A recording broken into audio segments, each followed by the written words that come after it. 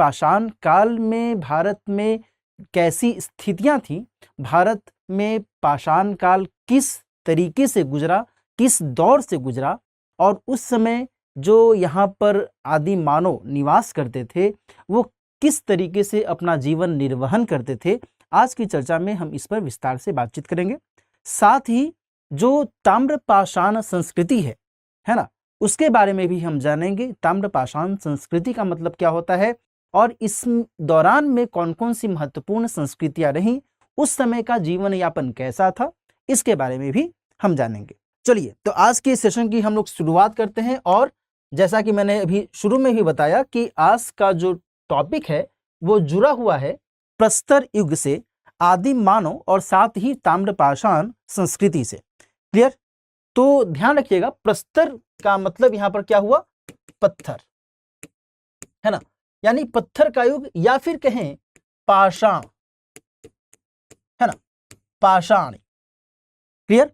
देखो दोस्तों, ध्यान रखना कि जब से पृथ्वी पर जीवन का विकास शुरू हुआ तब से लेकर के आज तक एक लंबा कालखंड गुजरा है। खुद पृथ्वी की जो आयु है ये मानी जाती है कि 400 करोड़ वर्ष से भी ज्यादा है ना, 400 या 450 करोड़ वर्ष से भी ज्यादा की इसकी आयु मानी जाती है। और उसके बाद पृथ्वी पर जीवन का विकास धीरे धीरे शुरू होता है, और इस जीवन के विकास के क्रम में एक जो प्रजाति है वो प्राइमेट नाम की प्राइमेट प्रजाति ही धीरे धीरे डेवलप होते गई, और आज हम जो मनुष्य हैं इस रूप में यह प्रजाति पूरे विश्व पर राज कर रही है कि नहीं। तो इसी प्रजाति के बारे में प्राइमेट किस तरीके से आगे बढ़ता गया और अलग अलग समय अंतराल में किस हिसाब से उसने अपना जीवन यापन शुरू किया, जीवन निर्वहन शुरू किया, और उस हिसाब से कैसे कैसे भारत में पाषाण काल के स्तर पर जो परिवर्तन होते गए, वो किस हिसाब से परिवर्तन होते गए, भारत के किन किन हिस्सों में ये परिवर्तन देखने को मिलते हैं, उसके बारे में आज की चर्चा में हम लोग विस्तार से बात करने वाले हैं। देखिए, यहाँ पर आप सामने एक तस्वीर देख रहे हैं, और इस तस्वीर से कुछ जो चीजें हैं वो निकल करके सामने आ रही हैं, है ना। सबसे पहले यहाँ पर जो तस्वीर है ये बताती है कि किस तरीके से उद्विकास हुआ है ना, उद्विकास, या फिर इसको अंग्रेजी में कहा जाता है इवोल्यूशन। ठीक है, उद्विकास या इवोल्यूशन का मतलब क्या होता है कि क्रमिक स्तर पर समय के साथ परिवर्तन होता गया, मौसम जलवायु में परिवर्तन होता गया, मनुष्य के रहन सहन, मनुष्य की आचार व्यवहार में परिवर्तन होता गया, और धीरे धीरे जो मनुष्य है वो आज की स्थिति में आया है। क्लियर? यहां पर ध्यान रखिएगा कि जो प्राइमेट है ना, प्राइमेट से ही जो एक अलग कैटेगरी है, वो ओरेंगुटेन का नाम आपने सुना होगा, चिंपैंजी का नाम सुना होगा, वो एक अलग कैटेगरी के रूप में चले जाते हैं। और जो दूसरी कैटेगरी है उसमें आपने ऑस्ट्रेलोपिथेकस का नाम सुना होगा, है ना, ऑस्ट्रेलोपिथेकस, या फिर आपने निएंडरथल का नाम सुना होगा, आपने होमो इरेक्टस का नाम सुना होगा, है ना, होमो इरेक्टस। ठीक है, और इसी में आगे हम बढ़ते हैं तो होमो हैबिलस, होमो हैबिलिस, और इसी में हम आगे बढ़ते हैं तो होमो सेपियंस। ठीक है, इस तरीके से ये जो शुरुआत है ये होती है, और बाद में होमो सेपियंस के तौर पर, होमो सेपियंस सेपियंस इनफैक्ट कहा जाना चाहिए, होमो सेपियंस सेपियंस के तौर पर मनुष्य का विकास होता जाता है। क्लियर? तो यहां पर यह ध्यान रखना है कि मनुष्य अचानक से इस पोजीशन में नहीं आया है ना, एक क्रमिक दौर चला है, और इसी दौर को हम लोग समझेंगे कि किस हिसाब से यह दौर आगे बढ़ा है। क्लियर? आपको इस संदर्भ में जानने की आवश्यकता नहीं है कि इसमें कब क्या हुआ, कैसे हुआ। आपको भारत में जिस तरीके से पूरा पाषाण काल, मध्य पाषाण काल, नव पाषाण काल में मनुष्य का जीवन रहा, जीवन मनुष्य ने व्यतीत किया, उसके बारे में आपको जानना है। आपको इसमें नहीं जाना है ना। ये एंथ्रोपोलॉजी या फिर कहें मानव विज्ञान का विषय है कि इसमें क्या कुछ होता है नहीं होता है। क्लियर? चलिए, ये केवल एक इंट्रोडक्शन के तौर पर आपको जानकारी में रखने की आवश्यकता है। और इस हिसाब से हम जब आगे बढ़ते हैं तो भारत में यदि कहा जाए तो एक लंबा समय, मैंने अभी जो बताया कि एक लंबा समय जो है वो खाद्य संग्रहक के तौर पर या फिर कहें शिकारी के तौर पर भारत के लोगों का, या फिर कहें ऑल ओवर यदि वर्ल्ड में बात करें, विश्व के स्तर पर बात करें, तो एक लंबा कालखंड जो है वह आदिम स्तर पर रहा है ना। लगभग 99% जो कालखंड रहा है उसमें मनुष्य जो है वह शिकार करता रहा है या फिर खाद्य का संग्रहण करता रहा है, और मात्र लगभग 1% का जो हिस्सा है वह विकास के क्रम में देखा जा सकता है ना। तो ये चीजें यहां पर महत्वपूर्ण हो जाती हैं। अच्छा, अब यदि हम पूरा पाषाण युग के स्तर पर बात करें तो पूरा पाषाण युग में आखेटक, आखेटक का मतलब क्या हुआ? शिकारी, है ना। शिकारी और खाद्य संग्राहक के स्तर पर व्यक्ति जीवन निर्वाह शुरू कर देता है ना। जैसा कि मैंने आपको पहले पिछले वाले पिक्चर में बताया है, ध्यान रखिएगा कि इस पिक्चर में जैसा कि मैंने आपको बताया कि प्राइमेट से एक जो खंड है वह चिंपैंजी और गुरिल्ला के स्तर पर आप जानते हैं, दूसरा जो खंड है वो आगे बढ़ता है और उसी से मानव का उद्विकास होता है और एक मनुष्य के तौर पर व्यक्ति आज सामने हम देखते हैं। तो यह जो व्यक्ति है इसमें सोचने समझने की क्षमता का विकास हुआ, इसमें बुद्धिमत्ता का विकास हुआ और इसमें कल्पना करने की शक्ति धीरे धीरे आने लगी, है ना। कल्पना करने की शक्ति किस तरीके से काम करती है अभी हम यहाँ पर आगे जिक्र करेंगे कि किस तरीके से मनुष्य ने अपनी कल्पना करने की शक्ति का इस्तेमाल किया है अपने उद्विकास के क्रम में, है ना। तो यहां पर ध्यान रखिएगा कि आखेटक और खाद्य संग्राहक के तौर पर सबसे पहले यह काम करना शुरू करता है। इसको तो पता ही नहीं है ना कि भाई हम हैं कौन, हम मेरा क्या काम है, केवल जीवन निर्वाह करना है। भूख लगेगी उसको, भूख लगने के लिए जब भूख है लगी हुई है तो उसका जो उपचार होना चाहिए उसका उपचार किस रूप में होना चाहिए? या तो कुछ जो मिल जाए वो खा ले, है ना, और उसके आधार पर वो अपना जीवन निर्वाह करने की कोशिश करे। प्यास लगेगी तो पानी की तलाश उसे होगी, है ना। भूख लगेगी तो वह किसी जानवर को ही मारकर खाने की कोशिश करेगा, लेकिन उसे यह भी नहीं पता है कि यह जानवर मेरे लिए हानिकारक है या फिर लाभदायक है ना। तो ऐसा भी हुआ होगा उस दौरान कि किसी ऐसे जानवर को इंसान ने मारा होगा, उस समय के जो आदि मानव हैं उन्होंने मारा होगा जिससे किसी की मृत्यु हो गई होगी, और देन फिर बाकी जो लोग हैं उनको ये आइडिया मिलता होगा कि अरे अरे लगता है कि इस जानवर को खाने से या फिर इस फूल को खाने से या फिर इस फल को खाने से नुकसान होता है ना, चाहे मर जाए या फिर कुछ ऐसी उनके त्वचा पर कुछ हो जाए, तो उनके दिमाग में ये बात इनपुट के तौर पर आती होगी, और देन फिर ये एक तरीके से उसका दस्तावेजीकरण अपने मानसिक स्तर पर करते होंगे। कंप्यूटर और कागज की तो कोई स्थिति थी ही नहीं, है ना। तो वे अपने स्तर पर सोचते होंगे कि अच्छा ऐसा करने से ऐसा होता है, देन फिर आगे से वे उस हिसाब से अपना काम करते होंगे, है ना। तो ये धीरे धीरे धीरे धीरे धीरे धीरे एक लंबा कालखंड इसमें गुजरा है और इसी के आधार पर वे धीरे धीरे विकास करते गए हैं। तो यहां ध्यान रखिएगा कि जो पृथ्वी के विकास में जो एक कालखंड है वो माना जाता है क्वाटरनरी, है ना। आपने टर्सरी का भी नाम सुना होगा, आपने उसके पहले के भी जो अवस्थाएं रही हैं पृथ्वी की उसके बारे में भी सुना होगा। ये ज्योग्राफी में आप निश्चित तौर पर पढ़ते होंगे। जब हम पृथ्वी की संरचना के बारे में, पृथ्वी के शुरू से लेकर के अभी तक की स्थिति के बारे में पढ़ते हैं तो उसमें पढ़ने को मिलता है। लेकिन यहाँ पर यदि हम केवल इस खंड को देखें जो क्वाटरनरी है, जो कि सबसे अंतिम अवस्था मानी जाती है, और इस क्वाटरनरी में दो खंड आते हैं, एक है प्लीस्टोसीन और दूसरा है होलोसीन। प्लीस्टोसीन को अति नूतन भी कहा जाता है, अति नूतन काल, ठीक है। वहीं होलोसीन को अद्यतन कहा जाता है, अद्यतन काल। ठीक है। जो अति नूतन काल है या फिर 10,000 वर्ष पहले तक की जो स्थिति है वह अति नूतन काल के अंतर्गत आती है। वर्तमान की जो स्थिति है वो अद्यतन काल के अंतर्गत, यानी कि अभी हम लोग होलोसीन पीरियड में रह रहे हैं, है ना, होलोसीन काल में भी हम रह रहे हैं। और यह जो है 10,000 वर्ष से लेकर के अभी तक है।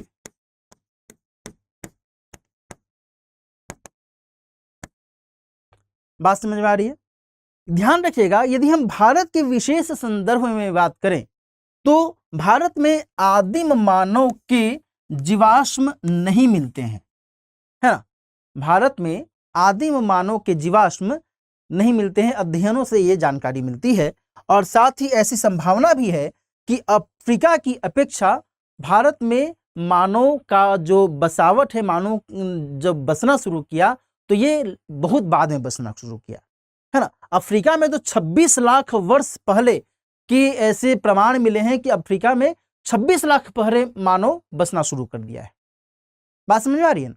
तो भारत के स्तर पर यह जो बसावट है मानव की, यह बहुत बाद में होती है। क्लियर? हालांकि कुछ साक्ष्य जो है इस संदर्भ में अन्य बातें भी कहते हैं, इसको भी जानना और समझना जरूरी है। ध्यान रखिएगा कि महाराष्ट्र में बोरी एक स्थान है, बोरी, है ना। बोरी कहाँ है? महाराष्ट्र में है।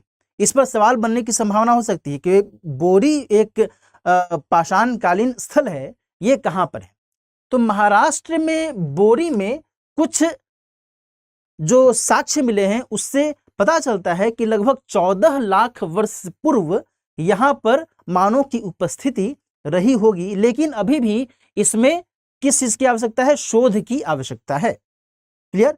इसके अलावा बेलन घाटी, उत्तर प्रदेश में बेलन घाटी के आसपास में भी ऐसी कुछ संभावनाएं देखी जाती हैं, लेकिन ये सभी अभी संभावनाएं हैं, पॉसिबिलिटीज हैं, ये इसमें अभी शोध की स्थिति बनी हुई है, इसलिए एज सच कोई फैक्ट इसमें नहीं इसमें बताया जा सकता है। क्लियर? महाराष्ट्र में बोरी जो है ये यहाँ पर है, जो आपको ध्यान में रखने की आवश्यकता है, इस पर सवाल बन सकता है। अब भारत में मानव की प्रथम उपस्थिति 5 लाख वर्ष पूर्व से पहले की नहीं मानी जाती है ना। एक तथ्य ये यहाँ पर आपको ध्यान में रखना है कि 5 लाख वर्ष पूर्व से पहले की भारत में मानव की उपस्थिति नहीं मानी जा सकती है। वर्तमान में जो स्थितियां हैं वो यही संकेत करती हैं। क्लियर? लेकिन दोस्तों यहां ध्यान रखिएगा कि ये जो क्षेत्र है ये बेलन घाटी का क्षेत्र है, जो कि उत्तर प्रदेश में है ना। उत्तर प्रदेश में, ये मैंने आपको बताया, लोकेशन के आधार पर कई बार सवाल पूछ लिया जाता है। तो बेलन घाटी कहां पर है? उत्तर प्रदेश में, ये ध्यान में रखिएगा। बोरी कहां पर है? महाराष्ट्र में। यहां पर जो जो बातें मिली हैं, यहां पर किस तरीके से साक्ष्य मिले हैं और उसके आधार पर क्या शोध चल रहा है, ये अभी हमने जिक्र किया। यहां ध्यान रखिएगा कि एक मध्य प्रदेश में हथनौरा जगह है ना, हथनौरा, ठीक है। यहां पर से एक जो खोपड़ी का अवशेष मिला है और यह संभावना जताई जाती है कि यह जो अवशेष है ये अवशेष किसी निएंडरथल का रहा होगा, है ना। तो यहां पर एक जो जानकारी है वो इस संदर्भ में हमें समझने की आवश्यकता है कि मध्य प्रदेश में हथनौरा से इस तरीके का एक अवशेष मिला है। ये ध्यान में रखना, हथनौरा के आसपास में रिसर्च के दौरान में इसके बारे में जानकारी मिली है। ओके,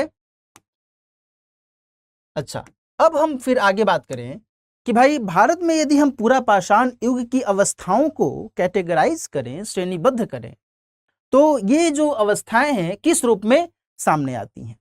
ये अवस्थाएं दोस्तों 3 रूप में सामने आती हैं: निम्न पूरा पाषाण काल, मध्य पूरा पाषाण काल और उच्च पूरा पाषाण काल। क्लियर? इसके बाद मध्य पाषाण काल आता है, जो कि एक संक्रमण की अवस्था है। किसके बीच में? पूरा पाषाण काल और नव पाषाण काल के बीच में। क्लियर? और सबसे अंत में कौन सा काल आता है? नव पाषाण काल आता है। क्लियर? अच्छा, अब यदि हम इन तीनों को कैटेगराइज करें तो इसका जो कैटेगराइजेशन है ये पत्थर के औजार, है ना, पत्थर के औजार और जलवायु परिवर्तन के आधार पर इनका यह वर्गीकरण किया जाता है। परिवर्तन के आधार पर, क्लियर, ये ध्यान रखिएगा, किस आधार पर, तो पत्थरों के औजार, जाहिर सी बात है हम चर्चा किस चीज की कर रहे हैं, पत्थर की ही कर रहे हैं। और ये ध्यान रखिएगा कि जब हम पत्थर की चर्चा कर रहे हैं, प्रस्तर युग की चर्चा कर रहे हैं, तो इस पूरे कालखंड में प्रस्तर एक महत्वपूर्ण भूमिका में रहेगा, मुख्य भूमिका में रहेगा, है ना। पत्थर के औजार का भी इस्तेमाल होगा और पत्थर के ही हथियार का भी इस्तेमाल होगा। ध्यान रखिएगा, औजार और हथियार दोनों अलग अलग है। औजार का इस्तेमाल किसी चीज को सॉर्ट आउट करने के लिए किया जाता है, किसी भी जो जीवन यापन है, जीवन यापन को सरल करने के लिए औजार का इस्तेमाल किया जाता है। और हथियार तो आप जानते ही, हथियार का इस्तेमाल किस लिए किया जाता है, अपने बचाव के लिए, अपनी रक्षा के लिए हथियार का इस्तेमाल किया जाता है। किसी के विरुद्ध अपनी स्थिति को दर्शाने के लिए हथियार का इस्तेमाल किया जाता है। तो पत्थर ही वह ऐसी वस्तु थी उस दौरान जिसके बारे में मनुष्य, जाहिर सी बात है पूरे चारों तरफ पत्थर ही पत्थर है ना, पहाड़ी इलाका है, वहां पर उनको जो भी मिलता था उसका वे इस्तेमाल करते थे, है ना। और पत्थर एक ठोस पदार्थ है कि नहीं, तो उसका वो आसानी से इस्तेमाल करना शुरू कर दिए थे। अब यहां पर यदि निम्न पुरापाषाण की बात करें तो 5 लाख से लेकर करके 50,000 वर्ष पहले की जो स्थिति है वो निम्न पुरापाषाण काल के अंतर्गत मानी जाती है। यदि उच्च मध्य पुरापाषाण काल की बात करें तो 50,000 वर्ष पूर्व से लेकर करके 40,000 वर्ष पूर्व तक की जो स्थिति है ये मध्य पुरापाषाण काल के अंतर्गत मानी जाती है। इसके बाद उच्च पुरापाषाण काल की हम बात करें तो 40,000 वर्ष पूर्व से लेकर करके 10,000, लगभग 10,000 वर्ष पूर्व की जो अवस्थिति है इसमें उच्च पुरापाषाण काल सामान्य तौर पर माना जाता है।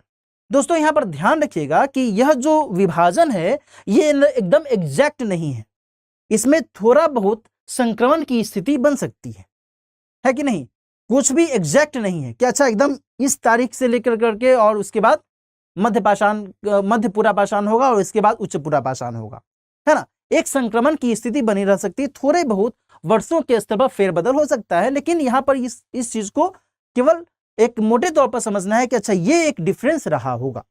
अब निम्न पुरापाषाण कालीन स्थलों की हम बात करें भारत में तो ये सोहन घाटी, जो कि सोहन जो है सिंधु नदी की एक सहायक नदी के तौर पर जानी जाती है, सिंधु की सहायक, है ना, जो कि अब पाकिस्तान में है। ये जो सोहन घाटी है ये अब पाकिस्तान में है, क्लियर।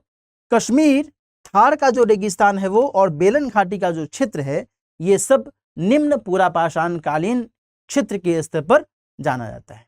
ध्यान रखिएगा दोस्तों कि जब मनुष्य का जीवन शुरू हुआ तो फिर उस समय की जो स्थितियां थी पृथ्वी पर या फिर भारत में जो स्थितियां थी उसके अकॉर्डिंग वे ढलना शुरू किए, है ना। पहले जब ठंड की बहुत ज्यादा स्थिति थी, क्योंकि उस समय हिम युग का दौर था, है ना, हिम युग का जब दौर था तो बर्फ से बचने के लिए चारों तरफ जो पर्वतीय इलाके थे, पर्वतीय इलाकों पर बर्फ ही बर्फ, तो उससे बचने के लिए वे जहां पर उनको एक खाली स्थान मिल सकता था वहां पर वे आने लगे, है ना। और मैंने आपको इससे पहले की एक कक्षा में बताया भी था कि भारत में यदि हम विकास के स्तर पर बात करें तो पश्चिम से पूरब की ओर विकास हुआ है। क्यों पश्चिम से पूरब की ओर विकास हुआ है?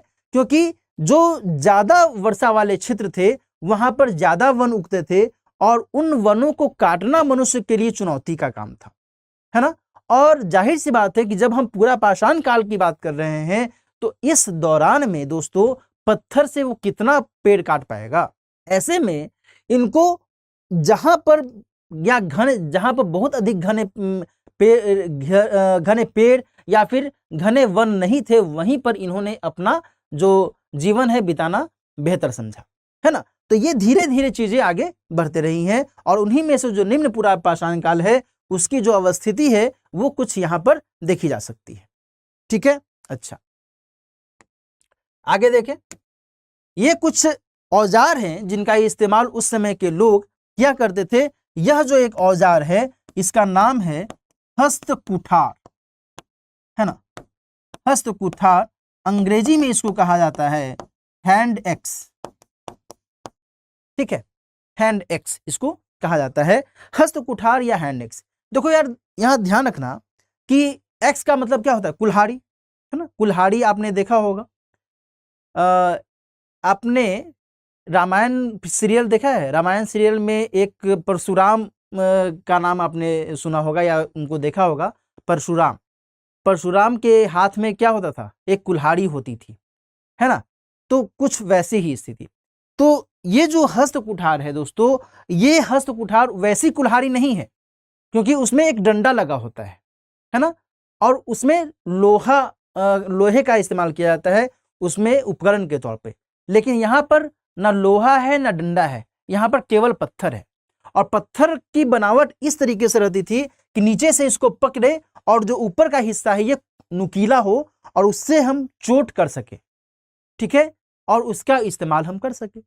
तो ये हस्त कुठार जो है उस दौरान देखने को मिलता है। कुछ अन्य भी जो महत्वपूर्ण उपकरण हैं, ये तक्षणी या क्लीवर, जिसको हिंदी में विदारनी भी कहा जाता है ना, इनका इस्तेमाल नुकीला करने के लिए, किसी भी धारदार चीज को काटने के लिए इनका इस्तेमाल होता था। आगे बात करते हैं मध्य पुरापाषाण काल के औजार के बारे में। निम्न पुरापाषाण काल हमने देखा, निम्न पुरापाषाण काल की क्या स्थिति थी, उसमें किस तरीके के औजार का इस्तेमाल करता था मनुष्य। उसके बाद मध्य पुरापाषाण काल की हम यदि बात करें तो यहाँ पर पत्थर की पपड़ी से बनी वस्तु का इस्तेमाल होता था। फलक या फिर बट्टिकास्म, यानी कि छोटे छोटे पत्थर का इस्तेमाल होता था, गोल मटोल पत्थर का इस्तेमाल किया जाता था, है ना। और इसके माध्यम से जो आदि मानव है वो अपना जो भी खाद्य संग्रहण या फिर किसी जानवर को मारने में उसका उपयोग करता था। क्लियर। इसके बाद जब हम आगे बात करते हैं उच्च पुरापाषाण काल, तो इस समय तक धीरे धीरे जो स्थितियां हैं वह बदलनी शुरू हो गई हैं, क्योंकि अभी हम जो बात कर रहे हैं ये 40,000 वर्ष से लेकर करके 10,000 वर्ष के आसपास की बात कर रहे हैं। और इस समय जलवायु जो है अपेक्षाकृत गर्म होने लगी थी। मैंने पहले भी बताया कि हिम युग की स्थिति थी, बर्फबारी बहुत ज्यादा हुई थी। उसके बाद धीरे धीरे समय बदलता चला जाता है और समय के बदलाव के साथ साथ जो जीवन का स्तर है वह भी बदलता चला जाता है ना। और उसी बदलाव के क्रम में यहाँ उच्च पुरापाषाण काल की स्थिति आती है, जब जलवायु यहाँ पर अपेक्षाकृत गर्म होने लगती है। आगे भीमबेटका के शिलाश्रय की बात करें। भीमबेटका मध्य प्रदेश में एक जगह है और एमपी मध्य प्रदेश में एक जगह है जहां पर गुफाओं में चित्रकारियां मिलती हैं, है ना। यहाँ पर मैं आपको दिखाऊंगा भी कैसी चित्रकारी मिली है यहाँ पर। लेकिन एक और जो चीज है आपको ध्यान रखने लायक, यह एक धूमकेतु है। यह धूमकेतु अभी से 50,000 साल पहले ही देखा गया था। और यह जो धूमकेतु है अभी फरवरी में 1 फरवरी को इसके बारे में बताया जा रहा है कि इसको नंगी आंखों से देखा जा सकता है ना। तो अभी यह जो धूमकेतु है यह चर्चा में है। इसका नाम है ग्रीन धूमकेतु, ग्रीन कॉमेट, है ना, ग्रीन कॉमेट या हरी धूमकेतु। 50,000 साल पहले यह धूमकेतु देखा गया था। 50,000 साल पहले की यदि हम बात कर रहे हैं तो किस समय की बात कर रहे हैं, लगभग मध्य पुरापाषाण काल के समय की बात कर रहे हैं, है ना। तो उस समय यह धूमकेतु देखा गया था। 50,000 साल बाद फिर से अभी इस धूमकेतु के देखने की संभावना जताई गई है। चूंकि अभी यह चर्चा में रहा है इसलिए यहाँ पर हमने इस दौरान में इसके बारे में आपको बताया है। आगे देखते हैं मध्य पाषाण काल की। जब हम बात करते हैं तो मध्य पाषाण काल जो है वह संक्रमण के स्तर पर जाना जाता है, समझा जाता है।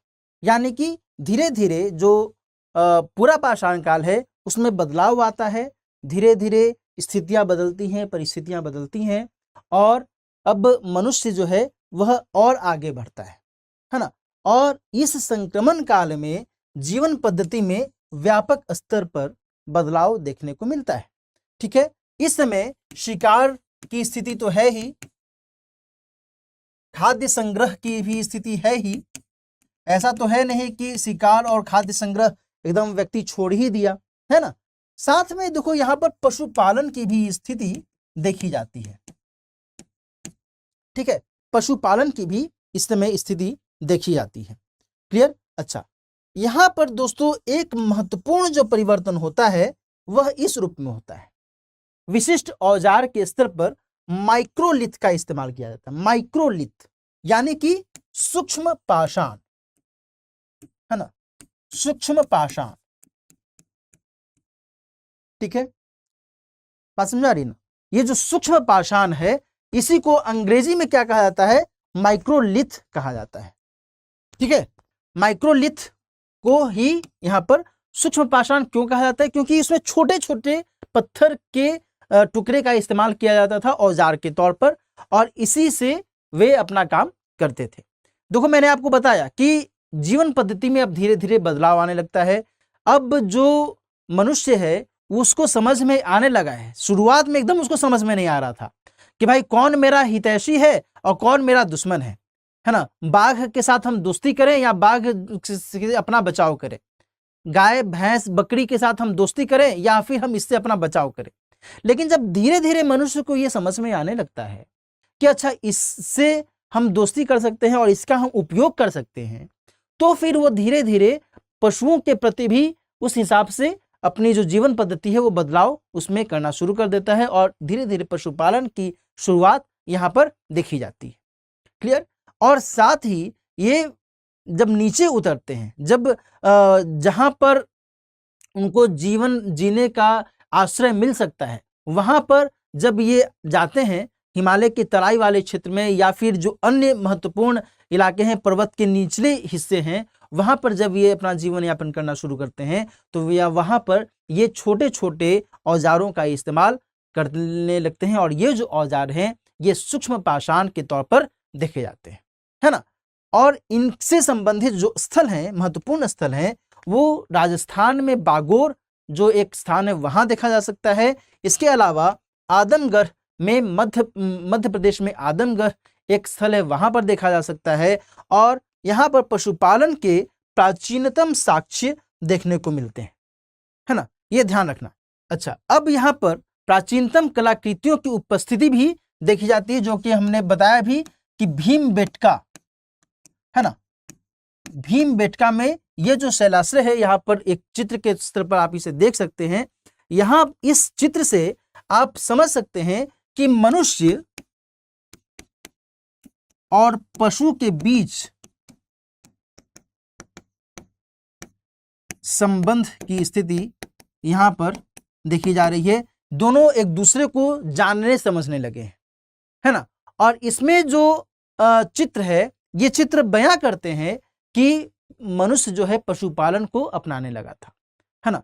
गाय, बकरी, भेड़, सूअर, इसका ये उपयोग करने लगे थे और इसके माध्यम से ये एक जगह से दूसरे जगह भार वहन करने के लिए, बोझ ढोने के लिए इसका इस्तेमाल करते थे।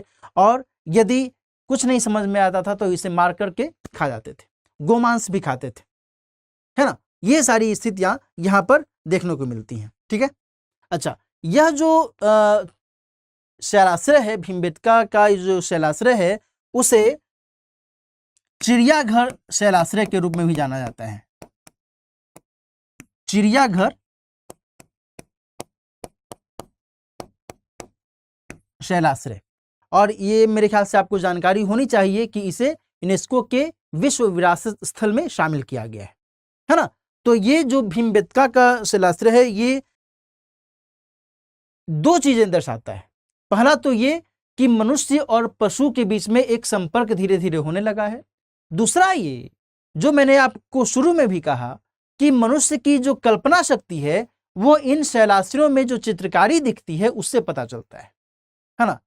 जो व्यक्ति एक अच्छे से कल्पना कर सकता है, इमेजिन कर सकता है, वही अच्छे से चित्रकारी भी कर सकता है, वह कविताएं भी लिख सकता है। हालांकि कविताएं तो नहीं मिली हैं, लेकिन चित्र जो इस तरीके से उकेरे गए हैं अलग अलग रंगों से, लाल रंग से, भूरे रंग से, है ना, तो इन रंगों के द्वारा जो ये चित्र हैं ये दर्शाते हैं कि मनुष्य जो है एक बेहतर तरीके से कल्पना शक्ति का इस्तेमाल करने लगा है ना। तो ये चीजें यहां से समझ में आती हैं। क्लियर? अब धीरे धीरे मनुष्य जो है और आगे बढ़ता चला जाता है और इसके बाद अपना जो जीवन है और बेहतर करने की स्थिति में आने लगता है। अब हम आगे आते हैं नवपाषाण काल के अंतर्गत।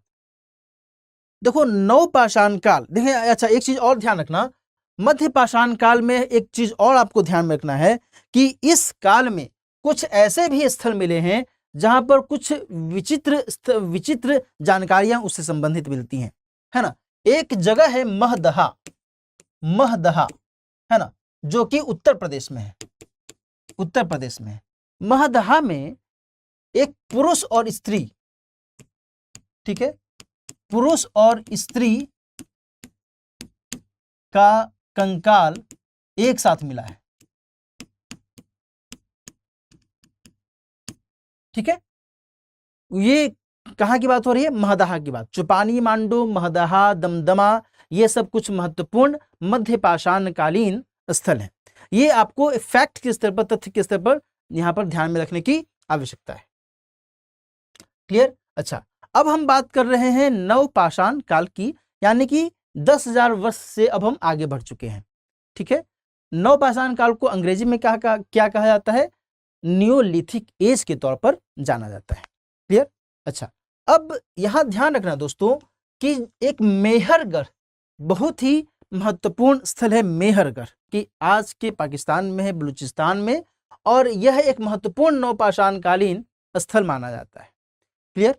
विंध्य पर्वत का जो उत्तरी हिस्सा है वह नवपाषाण कालीन स्थल के तौर पर जाना जाता है, और साथ ही इस समय पॉलिशडार पत्थर के औजार और हथियार का इस्तेमाल शुरू होता है। क्लियर? देखो दोस्तों एक चीज मैं आपको थोड़ा सा ध्यान दिला दूं कि यदि पूरे भारत में, क्योंकि अभी हम औजार की बात कर रहे हैं, यहाँ पर देख भी रहे हैं कि औजार के आधार पर बस्तियों का जो वितरण है वो इस तरीके से विभाजन हुआ है, उत्तरी पश्चिमी, उत्तरी पूर्वी और दक्षिणी। क्लियर? तो जब हम बात आगे करते हैं कि भाई उत्तरी पश्चिमी में कौन कौन सी महत्वपूर्ण बस्तियां हैं, उत्तरी पूर्वी और दक्षिणी में कौन कौन सी महत्वपूर्ण बस्तियां हैं, तो फिर उससे और चीजें क्लियर होती हैं। इसको हम इस तरीके से देख सकते हैं। देखो उत्तर पश्चिम की यदि हम बात करें तो यहां पर दो महत्वपूर्ण बस्तियां देखने को मिलती हैं। इनका नाम आपने जरूर सुना होगा, बुर्ज होम और गुफकरा। ये सभी नवपाषाण कालीन स्थल हैं, ठीक है। बुर्ज होम का मतलब कि भुर्ज वृक्ष का क्षेत्र, भुर्ज वृक्ष का क्षेत्र, और जो गुफकराल है इसका मतलब है कुम्हार की गुफा, कुम्हार की गुफा। बात समझ में आ रही है ना? अच्छा, जो बुर्ज होम है यहां पर मनुष्य के साथ में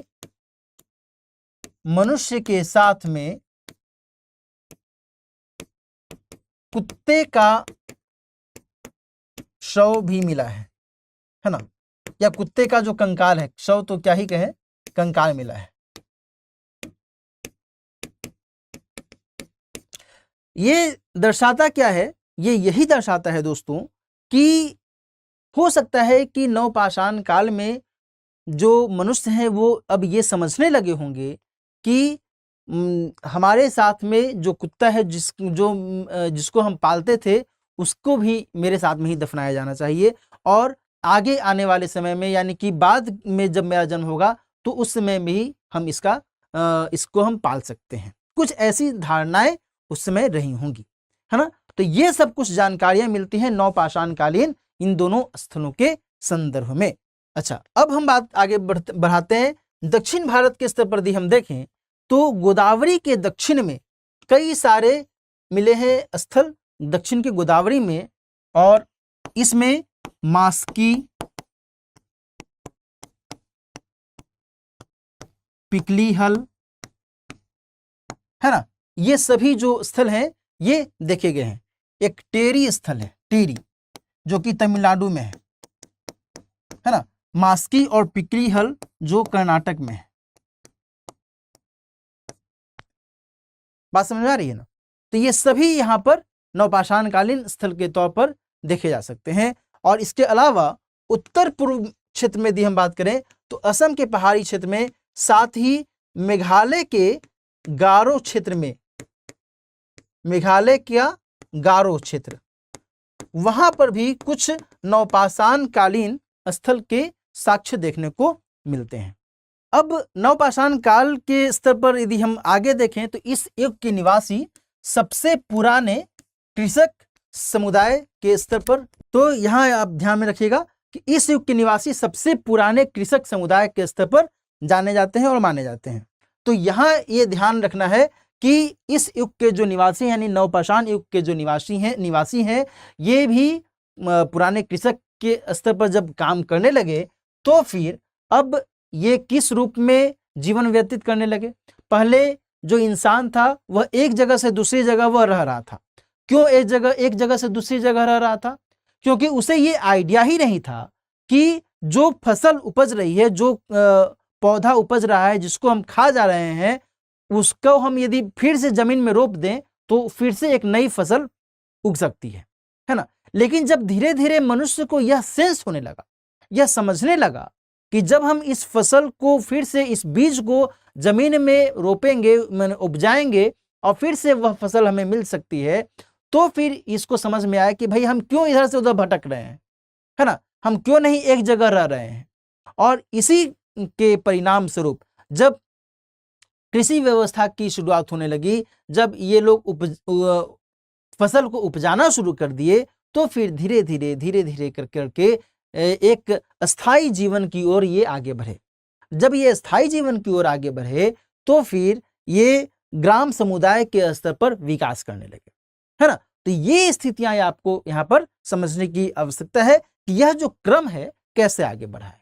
मिट्टी सरकंडे के बने घरों का निर्माण इस दौरान में अब होने लगता है ना। आप यदि गांव घर में पहले कभी गए होंगे या आप अभी भी जाते होंगे तो कई घरों में लोग मिट्टी का इस्तेमाल करते हैं घर को लेपने के लिए, और मिट्टी के घर भी देखने को मिलते हैं। तो वह कुछ स्थितियां हैं जो आज भी बरकरार हैं, और मिट्टी सरकंडे का इस्तेमाल घरों को बनाने में पहले भी किया जाता था। लोग गोलाकार या फिर आयताकार घर बनाते थे। अब यहां पर एक बात समझ में आती है कि मेहरगढ़ के लोग अधिक उन्नत थे। नवपाषाण काल की यदि हम बात करें तो जो साक्ष्य मिलते हैं उससे ये जानकारी मिलती है कि मेहरगढ़ के लोग ज्यादा उन्नत थे, ये कृषि कार्य करना जानते थे। लेकिन अभी जो हमने बातचीत की कि लाहुरा देव में भी कृषि के साक्ष्य मिले हैं, और इसके अलावा कोल्डिहवा एक स्थान है, कोल्डिहवा में भी चावल की खेती के प्रमाण मिलते हैं, है ना। कोल्डिहवा कहां पर है? ये भी उत्तर प्रदेश में ही है, ठीक है। मेहरगढ़ में गेहूं और जौ की खेती का प्रमाण मिलता है ना। और इसके अलावा जो लाहुरा देव है, लाहुरा देव, यहां से लगभग 8000 साल पहले खेती का प्रमाण मिला है। अब जो अभी तक हमने पढ़ा दोस्तों, ये क्या पढ़ा? ये पढ़ा कि जो पूरा का पूरा पाषाण काल है वह किस तरीके से आगे बढ़ा है। पूरा पाषाण काल, मध्य पाषाण काल और नवपाषाण काल। देखो ध्यान रखना कि जब नवपाषाण काल की बात आती है तो उस दौरान कुछ जो जीवन में परिवर्तन होता है उसका एक रिफ्लेक्शन भी होता है ना। और ऐसी भी जानकारियां मिलती हैं कि जब मनुष्य अनाज खाना शुरू कर दिया तो फिर उसको कुछ बीमारियां भी होने लगी, और दांत से संबंधित भी कुछ बीमारियां उनको होने लगी।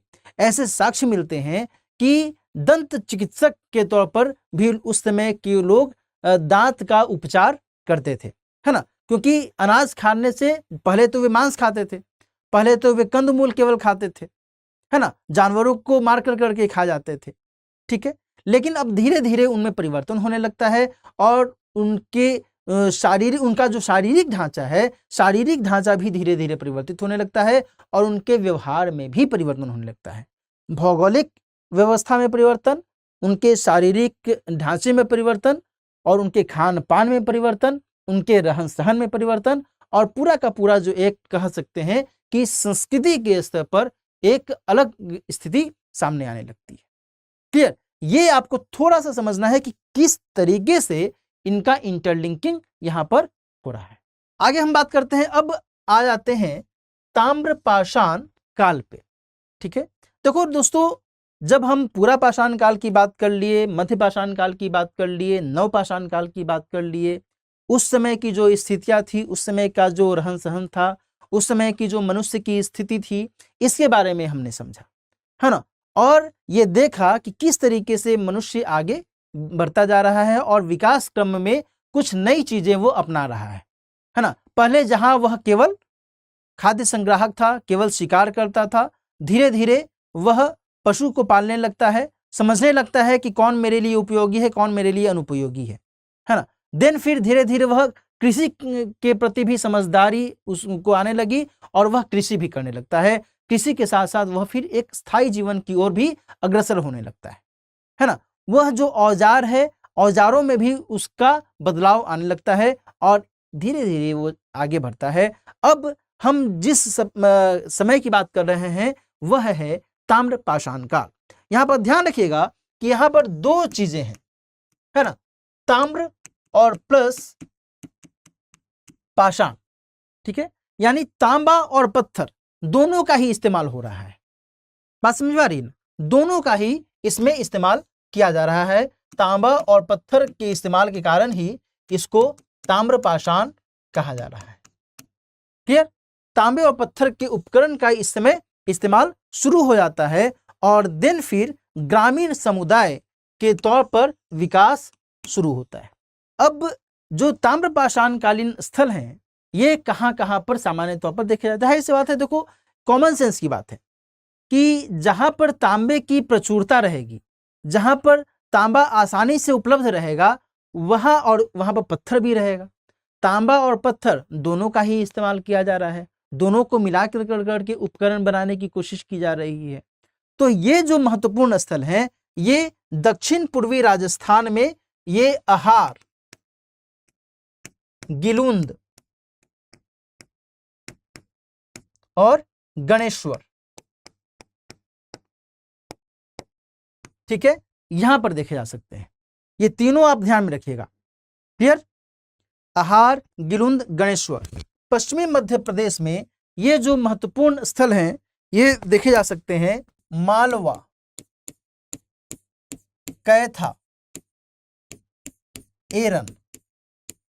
ठीक है, ध्यान से लेक्चर को सुनना, अंत में एक सवाल भी है ना। आप सभी के स्वागत के लिए अंत में मैंने एक सवाल भी रखा है, उसी से आपका स्वागत किया जाएगा और उसके बाद फिर अंत होगी कक्षा की। ठीक है, मालवा, कैथा और एरन, है ना। यहाँ पर अंत में स्वागत होगा, शुरू में स्वागत नहीं होगा। शुरू में तो आप लोगों ने मेरा स्वागत कर ही दिया।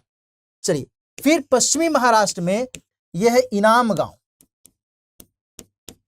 इनाम गांव, नेवासा, है ना, नवदा टोली। ठीक है, नवदा टोली। ओके, जोरवे, जोरवे संस्कृति बहुत ही महत्वपूर्ण संस्कृति। ये सब ताम्रपाषाणकालीन संस्कृतियों के अंतर्गत इनको जाना जाता है। फिर दक्षिण पूर्व भारत के भी कुछ स्थल हैं जो कि उतना महत्वपूर्ण नहीं है। ये जो स्थल हैं ये कहीं अधिक महत्वपूर्ण है। अब हम बात करें कि भाई ताम्रपाषाण काल में भारत की महत्वपूर्ण ताम्रपाषाणकालीन संस्कृतियों का उल्लेख अभी हमने किया, इनका नाम आपने देखा कौन कौन से ये हैं। तो अहार, गिलुंद, गणेश्वर, नवदा टोली, नेवासा, इनाम गांव, ठीक है, मालवा, कैथा, एरन, ये सभी जो हैं ये सब महत्वपूर्ण ताम्रपाषाणकालीन संस्कृतियों के अंतर्गत जाने जाते हैं। ठीक है, इस दौरान ये पत्थर के छोटे औजार और हथियार का इस्तेमाल करने लगते हैं। काले रंग के बर्तन का भी इस्तेमाल ये लोग शुरू कर देते हैं, है ना। और इस समय पशुपालन के भी साक्ष्य मिलते हैं। कब की बात हो रही है? तो ताम्रपाषाण काल की बात हो रही है। लेकिन दोस्तों यहां पर ध्यान रखना कि इस समय गाय, सूअर, भेड़, बकरी, इनके पशुपालन का तो साक्ष्य मिलता है, लेकिन घोड़े का साक्ष्य नहीं मिलता है ना, घोड़े का साक्ष्य नहीं मिलता है, यह ध्यान में रखिएगा। क्लियर, घोड़े का साक्ष्य यहां पर नहीं है। क्लियर। अच्छा, आगे बात करते हैं। इस समय का जो जीवन है उसको यदि समझने की कोशिश की जाए तो पकी ईंट से ये लोग परिचित नहीं थे, यानी पकी ईंट का इस्तेमाल नहीं करते थे। पकी ईंट का मतलब कि आग में पका कर के ईंट का जो निर्माण किया जाता है, वह जो जानकारी है वह जानकारी इनको नहीं है ना। साथ ही गीली मिट्टी और छप्पर से बने घर का ये इस्तेमाल करते हैं। मैंने पहले भी बताया कि मिट्टी का इस्तेमाल, मिट्टी से घर का इस्तेमाल करते थे, घर बनाते थे। और यह जो व्यवस्था है ऐसा नहीं है कि आज समाप्त हो गई है, आज भी ऐसी व्यवस्था देखी जाती है। गांव घर में यदि आप कभी जाएं, कभी आप जाते होंगे तो छप्पर के बने घर, मिट्टी के बने घर देखते होंगे, है ना।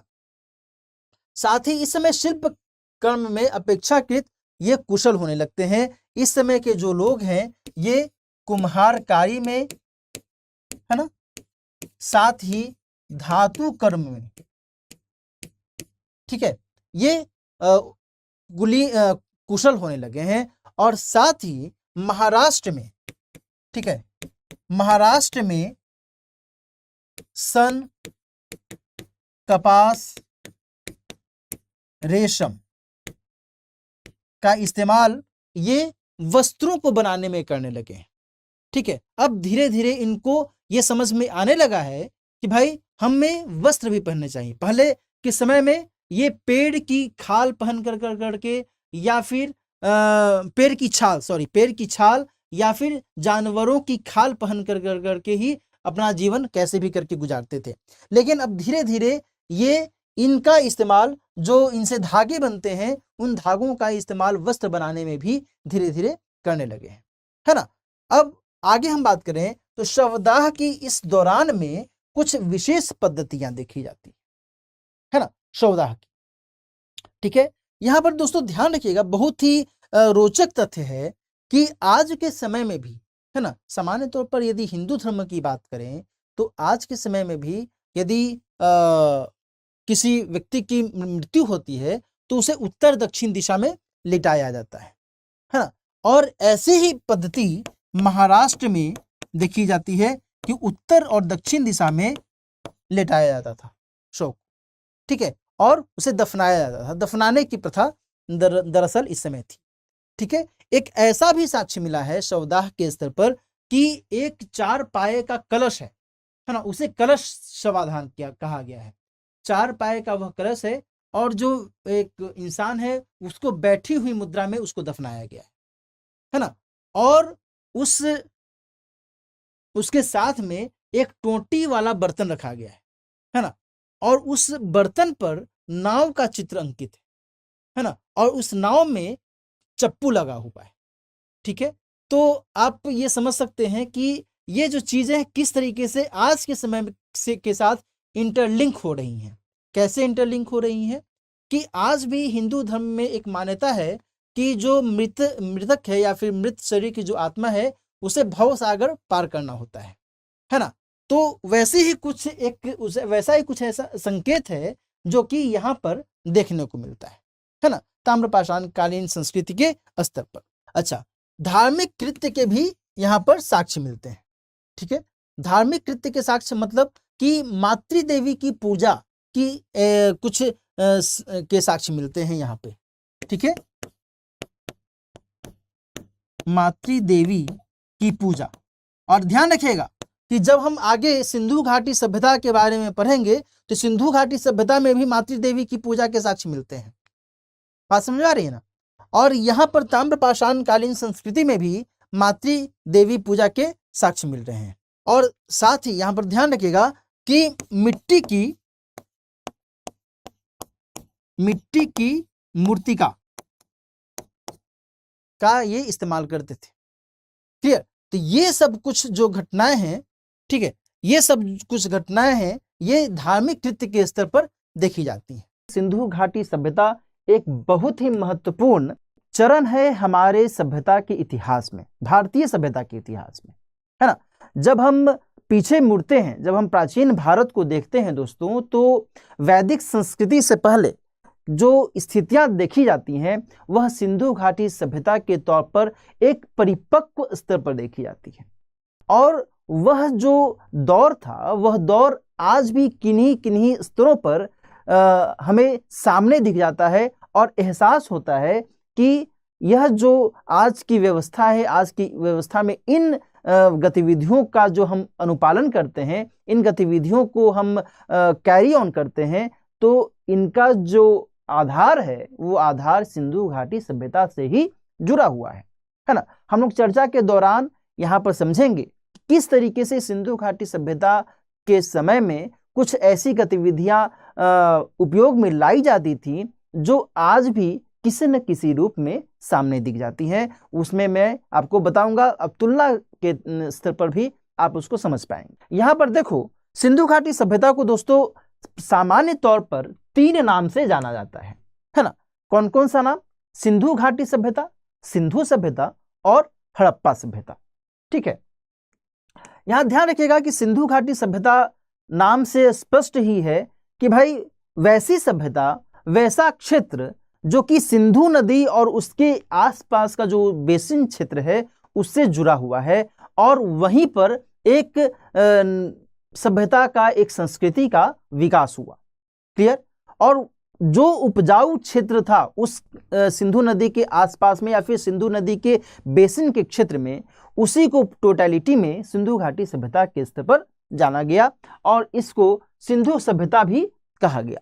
बाद में जब ये जानकारी मिली कि हड़प्पा के इर्द गिर्द में जो है एक हड़प्पा जो स्थल है सिंधु घाटी सभ्यता का, वह एक बहुत ही महत्वपूर्ण स्थल है और इस कंटेक्स्ट में इसे एक महत्वपूर्ण नाम दिया गया और इसे कहा गया हड़प्पा सभ्यता, है ना। लेकिन जब बाद में चीजें और आगे बढ़ी, जब शोध अनुसंधान और हुए, तो फिर पता चला कि हड़प्पा ही नहीं बल्कि हड़प्पा के इर्द गिर्द भी या हड़प्पा से दूर भी कई ऐसे महत्वपूर्ण स्थल हैं जो कि सिंधु घाटी सभ्यता के अंतर्गत जाने जाते हैं, माने जा सकते हैं और उनको रखा जाना चाहिए, है ना।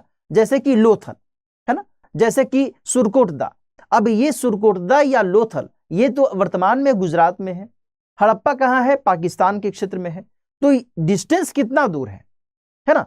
तो ऐसे में फिर एक जो अमूमन बात आई उसमें यही आई कि ठीक है, सबसे पहले हड़प्पा की खोज की गई, है ना।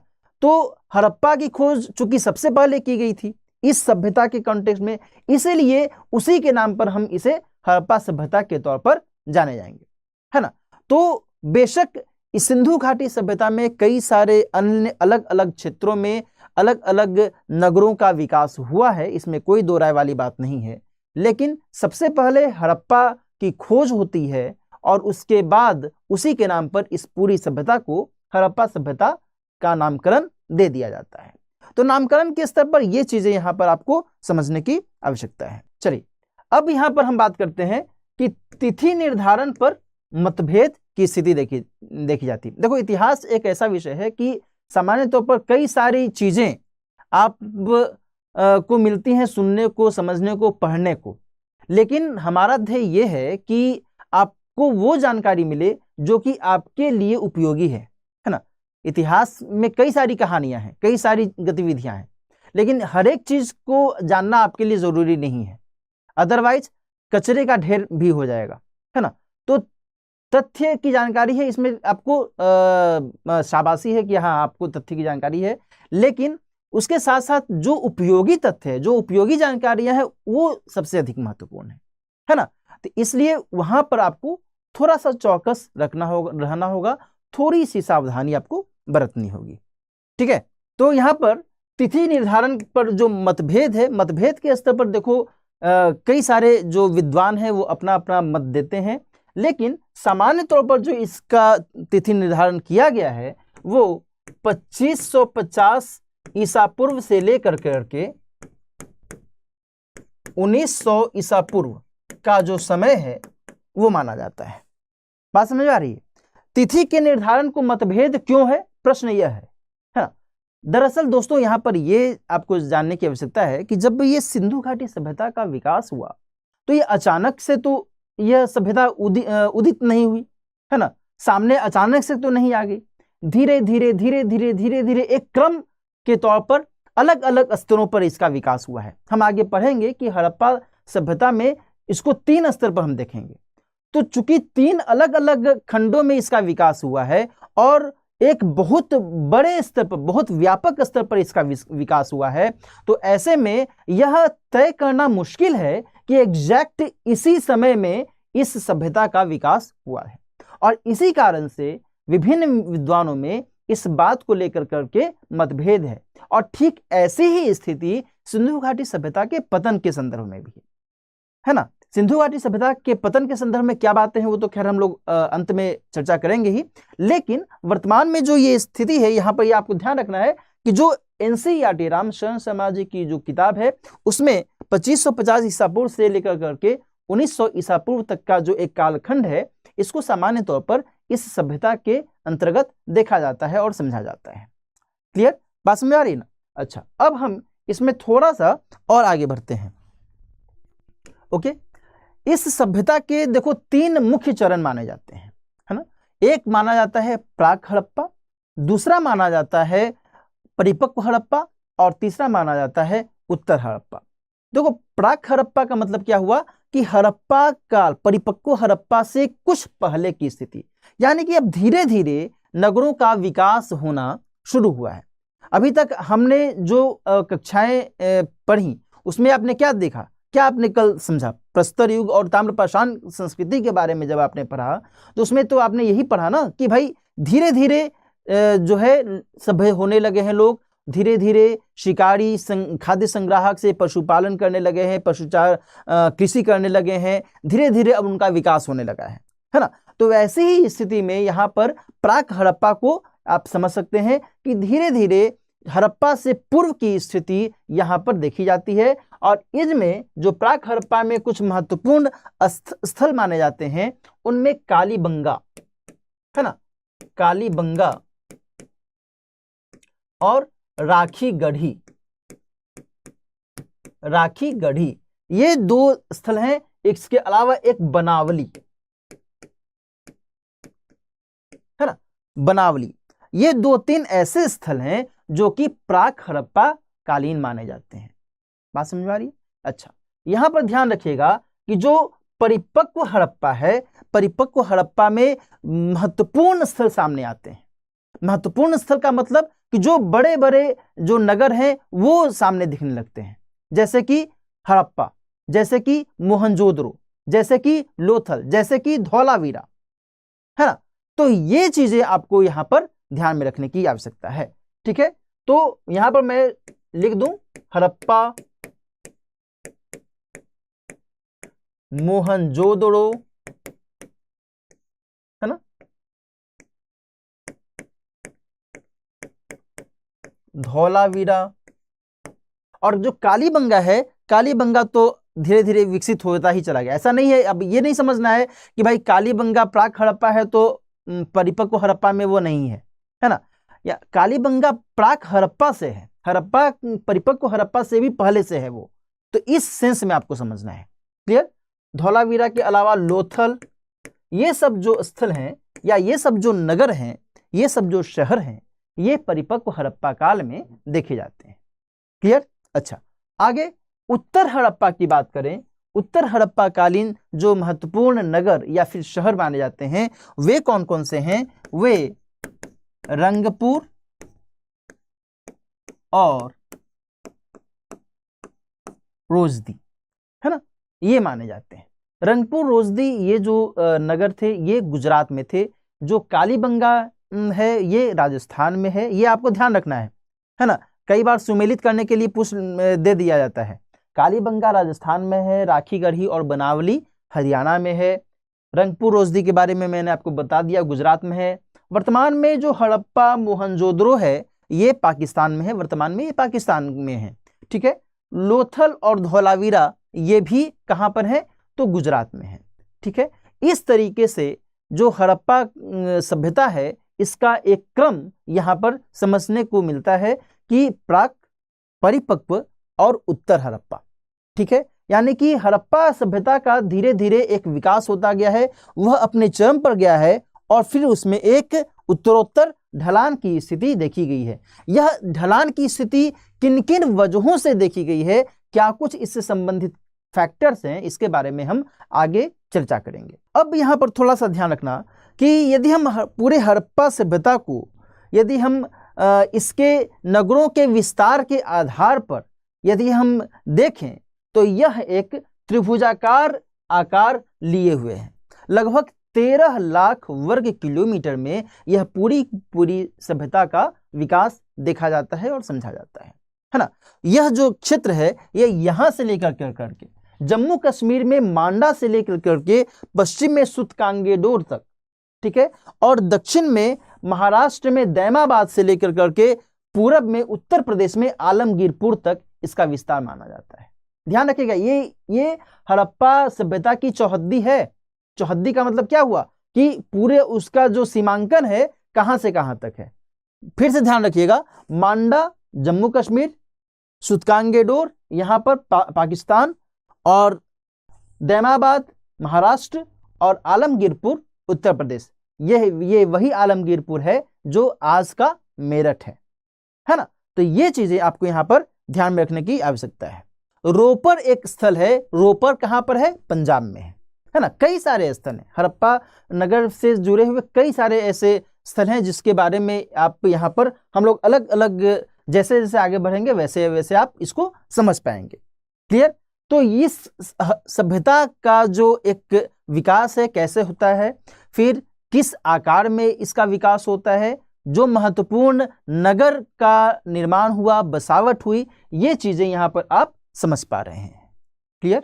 अच्छा, अब यहां पर ध्यान रखिएगा दोस्तों कि हड़प्पा सभ्यता को नगरीय सभ्यता के तौर पर जाना जाता है ना। और भारत में यदि कहा जाए तो जो द्वितीय नगरीकरण होता है लगभग 6ठी शताब्दी ईसा पूर्व में, है ना, जबकि 16 महाजनपदों का निर्माण होता है, उनका विकास होता है। कहां पर? तो मेनली गंगा यमुना के दोआब वाले क्षेत्र में, और भी कुछ है छिटपुट और भी इधर उधर है 16 महाजनपदों में। उस काल को द्वितीय नगरीकरण कहा जाता है। तो प्रथम नगरीकरण किस काल को कहा जाता है? तो इसी काल को, सिंधु घाटी सभ्यता या फिर हड़प्पा सभ्यता के काल को प्रथम नगरीकरण की संज्ञा दी जाती है। क्यों नगरीकरण की संज्ञा दी जाती है? प्रश्न ये है ना। कोई भी नगर का जो फीचर है वो क्या होता है, यानी कि वहां पर कई सारी चीजें आपको ऐसे देखने को मिलेंगी जो कि सामान्य ग्रामीण जीवन से वह थोड़ी सी उन्नत है। सड़कें अच्छी हैं, है ना, सड़कों का जो निर्माण है वो बहुत बेहतर तरीके से नाप तौल करके किया गया है। व्यापार वाणिज्य उन्नत स्तर पर है ना, यानी अर्थव्यवस्था उन्नत स्तर पर है। जो घर मकान बने हुए हैं वो भी बहुत ही बेहतर तरीके से बने हुए हैं, है ना। अब आज के समय में ना गाँव में दो मंजिला और 3 मंजिला मकान बन रहे हैं, लेकिन पहले यदि देखा जाए, पहले तो गाँव घर में इस तरीके से नहीं स्थिति देखी जाती थी। शहरों में ही 1 मंजिला या 2 मंजिला मकान पहले देखे जाते थे। अब ये तो बात चल रही है और सिंधु घाटी सभ्यता के समय की, है ना। तो नगर के स्तर पर नगरीय जो विशेषताएं हैं वो इस समय में देखी जाती हैं, और यह जो विशेषता है बहुत अपने आप में विशिष्ट है ना। विशेषता तो है ही, लेकिन यह विशिष्ट विशेषता है। विशिष्ट किन किन कारणों से है, इसके बारे में यहां पर हम लोग थोड़ा समझने की कोशिश करेंगे। अब यहां पर देखो कि यहां देखो विशिष्ट नगर योजना देखने को मिलती है। कहां पर? तो हड़प्पा सभ्यता में। हड़प्पा सभ्यता जब भी मैं कहूं तो इसका मतलब यह नहीं समझना है कि केवल हड़प्पा की बात चल रही है। हड़प्पा सभ्यता का मतलब पूरे की पूरी सिंधु घाटी सभ्यता की बात चल रही है, जिसमें कालीबंगा भी है, मोहनजोदड़ो भी है, लोथल, डोजदी सभी है। बात समझ आ रही है ना। तो यह एक विशिष्ट नगर योजना को दर्शाती है, और इसमें ग्रिड प्रणाली के आधार पर नगरों को बनाया गया है। ऐसी जानकारियां मिलती हैं कि सबसे पहले गली और नली, है ना, का निर्माण, ठीक है। अब ये इस योजना को समझिए कि सबसे पहले क्या किया जाता था कि भाई जो नली है और जो गली है उसका निर्माण किया जाता था, और साथ में ही तब फिर इसके निर्माण के बाद घरों का निर्माण, है ना, घरों का निर्माण उसके हिसाब से किया जाता था। क्यों ऐसे किया जाता था? ताकि घरों से निकलने वाला जो पानी है, जो अपशिष्ट जल है, वो सीधे उस नली में, उस नाली में आए और उस नाली से होते हुए फिर वह मेन होल, मेन चैम्बर में चला जाए और देन फिर वो बाहर निकल जाए। ठीक है, इस तरीके से व्यवस्था थी। साथ ही यहां पर ध्यान रखिएगा कि जो सड़कें होती थी, सड़कें एक दूसरे को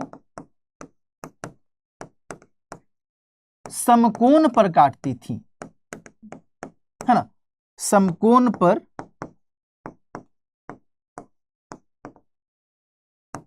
काटती थी। इसका मतलब क्या हुआ कि ऐसे,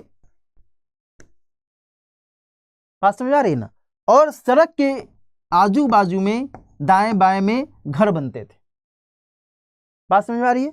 और ये जो व्यवस्था है, यह व्यवस्था ग्रिड प्रणाली को दर्शाती है इस तरीके से, है ना, ये ग्रिड प्रणाली है। ठीक है, यानी कि घरों का जो निर्माण होता है एकदम एक व्यवस्थित तरीके से किया जा रहा है। ऐसा नहीं है कि कोई घर कहीं बना दिया गया, कोई घर कहीं बना दिया गया, कोई मकान कहीं बना दिया गया, अतिक्रमण नहीं किया जाता था। बात समझ आ रही है ना? तो बहुत ही व्यवस्थित तरीके से सोच समझ करके प्लान्ड वे में इसका निर्माण किया जाता था। प्लान्ड वे में होगा, निर्माण होगा तभी तो व्यवस्थित होगा। यदि अनप्लान्ड निर्माण होगा, गैर नियोजित निर्माण होगा, तो व्यवस्थित तो हो ही नहीं सकता है ना, कुछ ना कुछ तो बेतरतीब रहेगा ही रहेगा। तो यहां पर प्लान्ड वे में निर्माण किया जाता था। और ये जो नगर होते थे दोस्तों, ये अनेक खंडों में विभाजित होते थे, है ना। सामान्य तौर पर जो नगर होते थे ये 2 खंड में विभाजित माने जाते थे, यानी कि एक दुर्ग कहलाता था और एक निचला जो शहर, निचला जो हिस्सा है वह कहलाता था, निचला कस्बा कहलाता था, है ना। तो नगर अनेक खंडों में विभाजित होते थे, सामान्य तौर पर दुर्ग और निचला हिस्सा। ठीक है, यह जो विभाजन था, इस विभाजन से सामान्य तौर पर दोस्तों ये जानकारी मिलती है कि शायद यह समाज में जो एक ऊंच और नीच का विभाजन था उस दौरान, इसी को दर्शाता है। जो शासक वर्ग के लोग या फिर जो पुरोहित वर्ग के लोग होते थे या जो राजा होते थे, वे ऊंचे टीले पर रहते थे, और जो सामान्य तबके के लोग होते थे वे नीचे वाले टीले पर रहते थे, नीचे वाले कस्बे में रहते थे, और दुर्ग की घेराबंदी कर दी जाती थी। बात समझ आ रही है? लेकिन धौलावीरा में इससे जो 2 विभाजन है, 2 स्तरों पर विभाजन है, धौलावीरा में 3 स्तरों पर विभाजन देखा गया है ना। ये इसकी एक बड़ी विशेषता है। अच्छा, अब यहां पर आगे बात करें तो यहां पर जो भवन है, भवन की भव्यता के संकेत मिलते हैं, है ना। भव्यता का संकेत का मतलब क्या हुआ कि यहां पर जो भवनों का निर्माण होता था, जो अवशेष मिले हैं, है ना, जाहिर सी बात है कि हम जिस कालखंड की बात कर रहे हैं, ये किस कालखंड की बात कर रहे हैं। हमने जब लेक्चर की शुरुआत की थी, जब प्राचीन भारत की शुरुआत की थी, तो उसमें हमने 3 स्तरों पर इतिहास को विभाजित किया था, प्राचीन भारत के इतिहास को, है ना। एक प्री हिस्ट्री, दूसरा प्रोटो हिस्ट्री और तीसरा हिस्ट्री।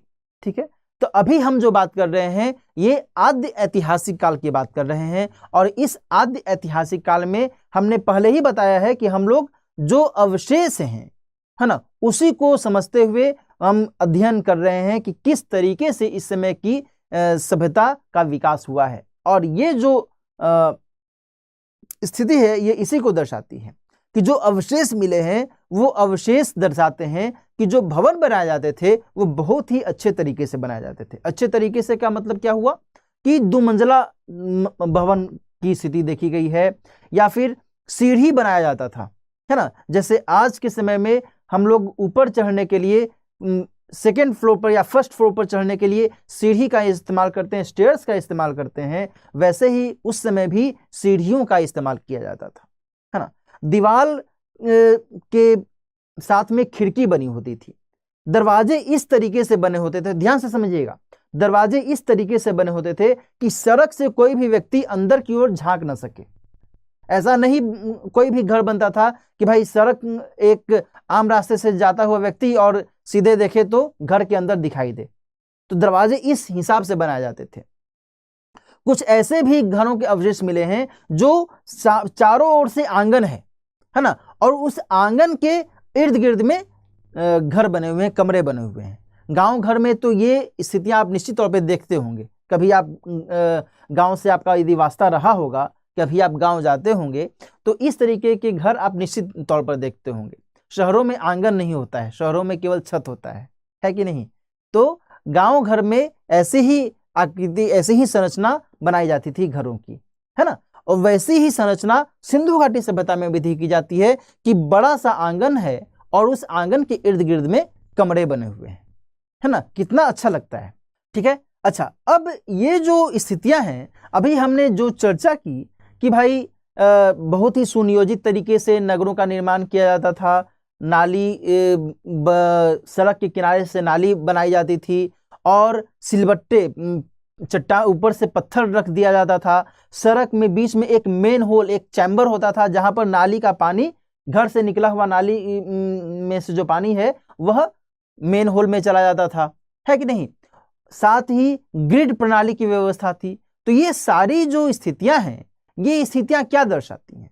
ये दर्शाती हैं कि यहां पर नगर पालिका जैसी कोई व्यवस्था रही होगी, है ना। जैसे आज के समय में नगर पालिका या नगर निगम की व्यवस्था है, कुछ ऐसी ही व्यवस्था उस समय में भी दिखाई देती है। क्योंकि बिना ऐसी किसी व्यवस्था के आखिर कोई तो निगरानी करने वाला तंत्र रहा होगा ना। बिना निगरानी करने वाले तंत्र के अपने आप तो लोग इतने कुशल या इतने सुव्यवस्थित तो नहीं होंगे कि एकदम हर व्यक्ति उसी हिसाब से काम करेगा, है ना। और केवल एक जगह की बात नहीं है, पूरी सभ्यता की बात है। बात समझ आ रही है ना। तो यहां पर एक संकेत यह मिलता है कि नगर पालिका या नगर निगम जैसी व्यवस्था उस दौरान रही होगी। बात समझ आ रही है? चलिए आगे बात करते हैं। यहां देखिए, ये कुछ चित्र हैं, इस चित्र को देख कर करके आपको थोड़ा आइडिया मिल जाएगा, है ना। ये देखिए, ये नली है और ये गली है ना। इस तरीके के अवशेष देखे गए हैं। मोहनजोदड़ो का ये स्नानागार है ना। और इस स्नानागार की जो आकृति है, इस आकृति को देख कर करके आप रोमांचित हो जाएंगे। मैं तो निश्चित तौर पे रोमांचित हो जाता हूं जब भी ऐसी तस्वीर मैं देखता हूं कि भाई 2500-2600 ईसा पूर्व ऐसे संरचनाएं बनाई जाती थी, है ना। जबकि कोई खास उपकरण नहीं था, कोई खास एकदम टेक्नोलॉजिकल डेवलपमेंट नहीं था, और उसके बावजूद भी इस तरीके की संरचनाओं का निर्माण किया जाता था। और ये जो संरचनाएं होती थी, देखो बीच में इस तरीके से, है ना, ये जो आप देख रहे हैं इसमें जल भरा होता था और इधर से सीढ़ियां बनी होती थी उतरने के लिए, है ना। और यह जो है अपने आप में बहुत ही महत्वपूर्ण स्थल माना जाता है, बहुत ही महत्वपूर्ण निर्माण की इकाई माना जाता है सिंधु सभ्यता में। बात समझ आ रही है। और इसका उपयोग धार्मिक अनुष्ठान के लिए सामान्य तौर पर किया जाता था, ऐसी जानकारियां मिलती हैं, है ना। आप आज भी देखते होंगे कि सामान्य तौर पर जो हिंदू धर्म में लोग होते हैं, वे किसी भी अवसर पर, किसी पर्व त्योहार के मौके पर, सूर्य ग्रहण, चंद्र ग्रहण जैसी स्थितियों में भी वे स्नान करने जाते हैं, है ना। नदियों में स्नान करने के लिए जाते हैं। धार्मिक अनुष्ठान में नदियों का एक महत्व होता है, जलाशयों का महत्व होता है ना। तो वैसे ही यहाँ पर इसी तरीके के धार्मिक अनुष्ठान में इस स्नानागार का इस्तेमाल किया जाता था, है ना। और इस स्नानागार के इर्द गिर्द में कमरे, एक विशाल कमरा भी देखा गया है ना, जिससे ऐसी संभावना जताई जाती है कि उस विशाल कमरे में जो पुरोहित होते थे, जो पंडित होते थे उस समय के, वो वहां निवास करते थे, है ना। तो ये चीजें यहां पर अपने आप में बहुत ही महत्वपूर्ण है। महत्वपूर्ण संरचनाओं के अवशेष की प्राप्ति इस समय होती है, ठीक है। महत्वपूर्ण संरचनाओं के अवशेष में जो स्नानागार है, जो अन्नागार है ना। अन्नागार इस समय एक बहुत ही महत्वपूर्ण जो संरचना मानी जाती है वह अन्नागार होती है, और यह एक बड़ी संरचना मानी जाती है। हाँ, ठीक है। अन्नागार यानी कि अनाज को रखने का स्थान, है ना। एक तरीके से कोठी के तौर पर इसका इस्तेमाल किया जाता है। गांव घरों में अनाजों को रखने के लिए कोठी बनाया जाता है, मिट्टी का बड़ा बड़ा एक ढांचा बनाया जाता है और उसको कोठी कहा जाता है। इस तरीके से ये ग्रेनरी के तौर पर या फिर अनाज रखने का जो भंडार कक्ष है उसके तौर पर ये इस्तेमाल में लाए जाते थे। हड़प्पा में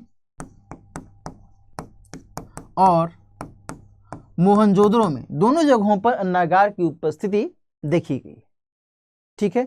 साथ ही निर्माण कुशलता की झलक इस तरीके के आकृतियों से, इस तरीके की संरचनाओं से देखने को मिलती है ना। अभी हमने बताया भी कि किस तरीके से उस समय के जो शिल्पकार थे, उस समय के जो राजगिरी का काम करने वाले लोग थे, जो मिस्त्री का काम करने वाले लोग थे, ये इस कुशलता के आधार पर ये निर्माण कार्य करते थे। आगे बात करें, अब थोड़ा सा आगे बढ़ें इस सभ्यता के विकास के क्रम में।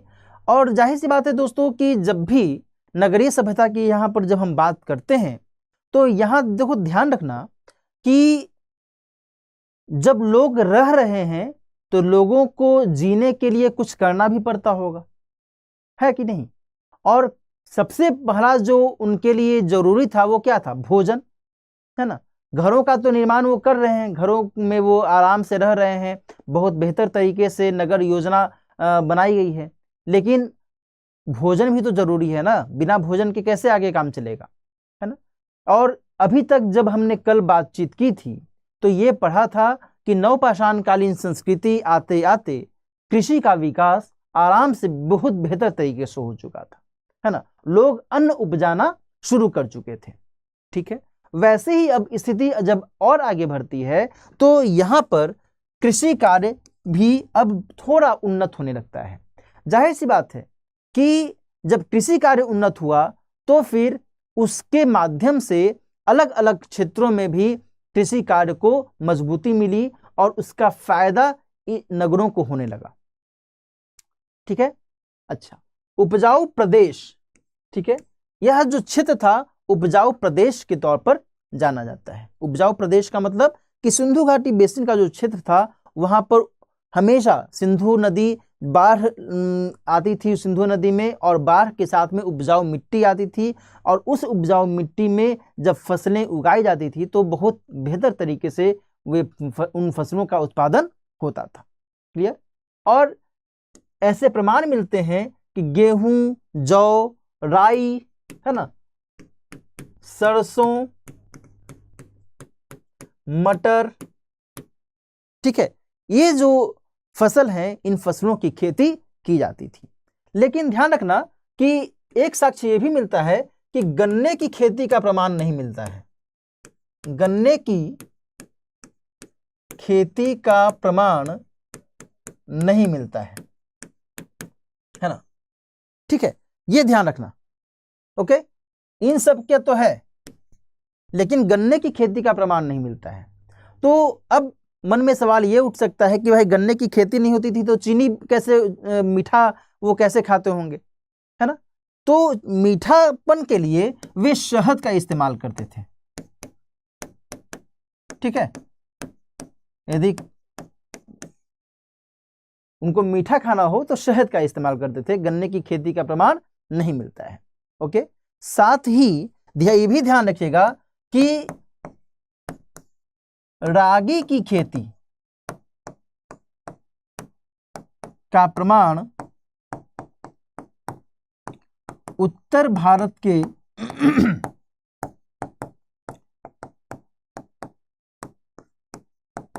हड़प्पाई स्थल पर नहीं। ठीक है, रागी यानी मिलेट। क्लियर। यहां ध्यान रखिएगा कि दक्षिण भारत में नवपाषाण काल में रागी की खेती के प्रमाण मिले हैं, है ना। नवपाषाण काल में दक्षिण भारत के क्षेत्र में, लेकिन जब हम हड़प्पा काल में बात करते हैं यहाँ पर रागी की खेती को यदि देखें तो यहाँ पर उत्तर भारत के हड़प्पा स्थल पर रागी की खेती के प्रमाण नहीं मिलते हैं। क्लियर। जुताई के देखो कुछ अंश, यहाँ जाहिर सी बात है जब खेती होगी तो खेती के लिए तो खेतों की जुताई जरूरी है ना। और इस खेती के कॉन्टेक्स्ट में जुताई के कुछ प्रमाण मिलते हैं कालीबंगा में, है ना। कालीबंगा जो राजस्थान में है, वहां पर जुताई के कुछ प्रमाण मिले हैं, खेतों की जुताई के, है ना। लेकिन अब खेतों की जुताई किस चीज से की जाती होगी, सवाल यह है ना। सभी चीज एक दूसरे से इंटरकनेक्टेड है। खेती हो रही है, खेती कौन कौन से फसलों की हो रही है, तो हमने उसका जिक्र किया। खेती के लिए खेतों की जुताई जरूरी है, तो जुताई के लिए जो जुताई का उपकरण चाहिए वह कौन सा है। इस समय लोहे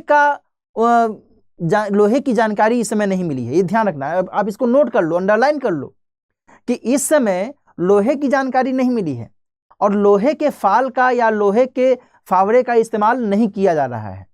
तो किस चीज का इस्तेमाल किया जा रहा है, तो लकड़ी के हल का, है ना। फावड़ा जो होता है, जो कुदाल, आपने कुदाल कभी चलाया नहीं चलाया है, तो जो कुदाल या फावड़ा होता है तो वो उसके प्रमाण यहाँ नहीं मिलते हैं, लकड़ी के हल का प्रमाण मिलता है। ये आप नोट कर लीजिए। एक आपको ध्यान में रखना है कि लोहे की जानकारी नहीं है। दूसरा आपको ध्यान में रखना है कि यहाँ पर फावड़ा का कोई प्रमाण नहीं मिलता है। तीसरा यहाँ पर आपको ध्यान में रखना है कि लकड़ी के हल का इस्तेमाल किया जाता था खेतों की जुताई के लिए। चौथी बात जो आपको ध्यान में रखनी है वो ये है कि जो जुताई के जो कुछ संकेत मिलते हैं कालीबंगा से स्पष्ट तौर पर देखने को मिलते हैं। क्लियर, ये चीजें यहां पर आपको ध्यान में रखनी है। चलो, फसल कटाई के अनगढ़ उपकरण देखने को मिले हैं, है ना।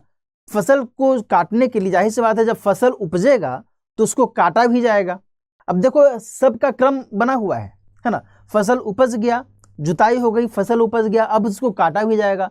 तो काटने का अनगढ़ उपकरण मिलता है कोई एकदम आज के समय में थ्रेसर या फिर कटाई के बेहतर उपकरण की संभावना नहीं थी वहां पे, ठीक है। जैसे तैसे पत्थरों को काट करके और उसके उस टूल का इस्तेमाल किया जाता था फसलों को काटने के लिए।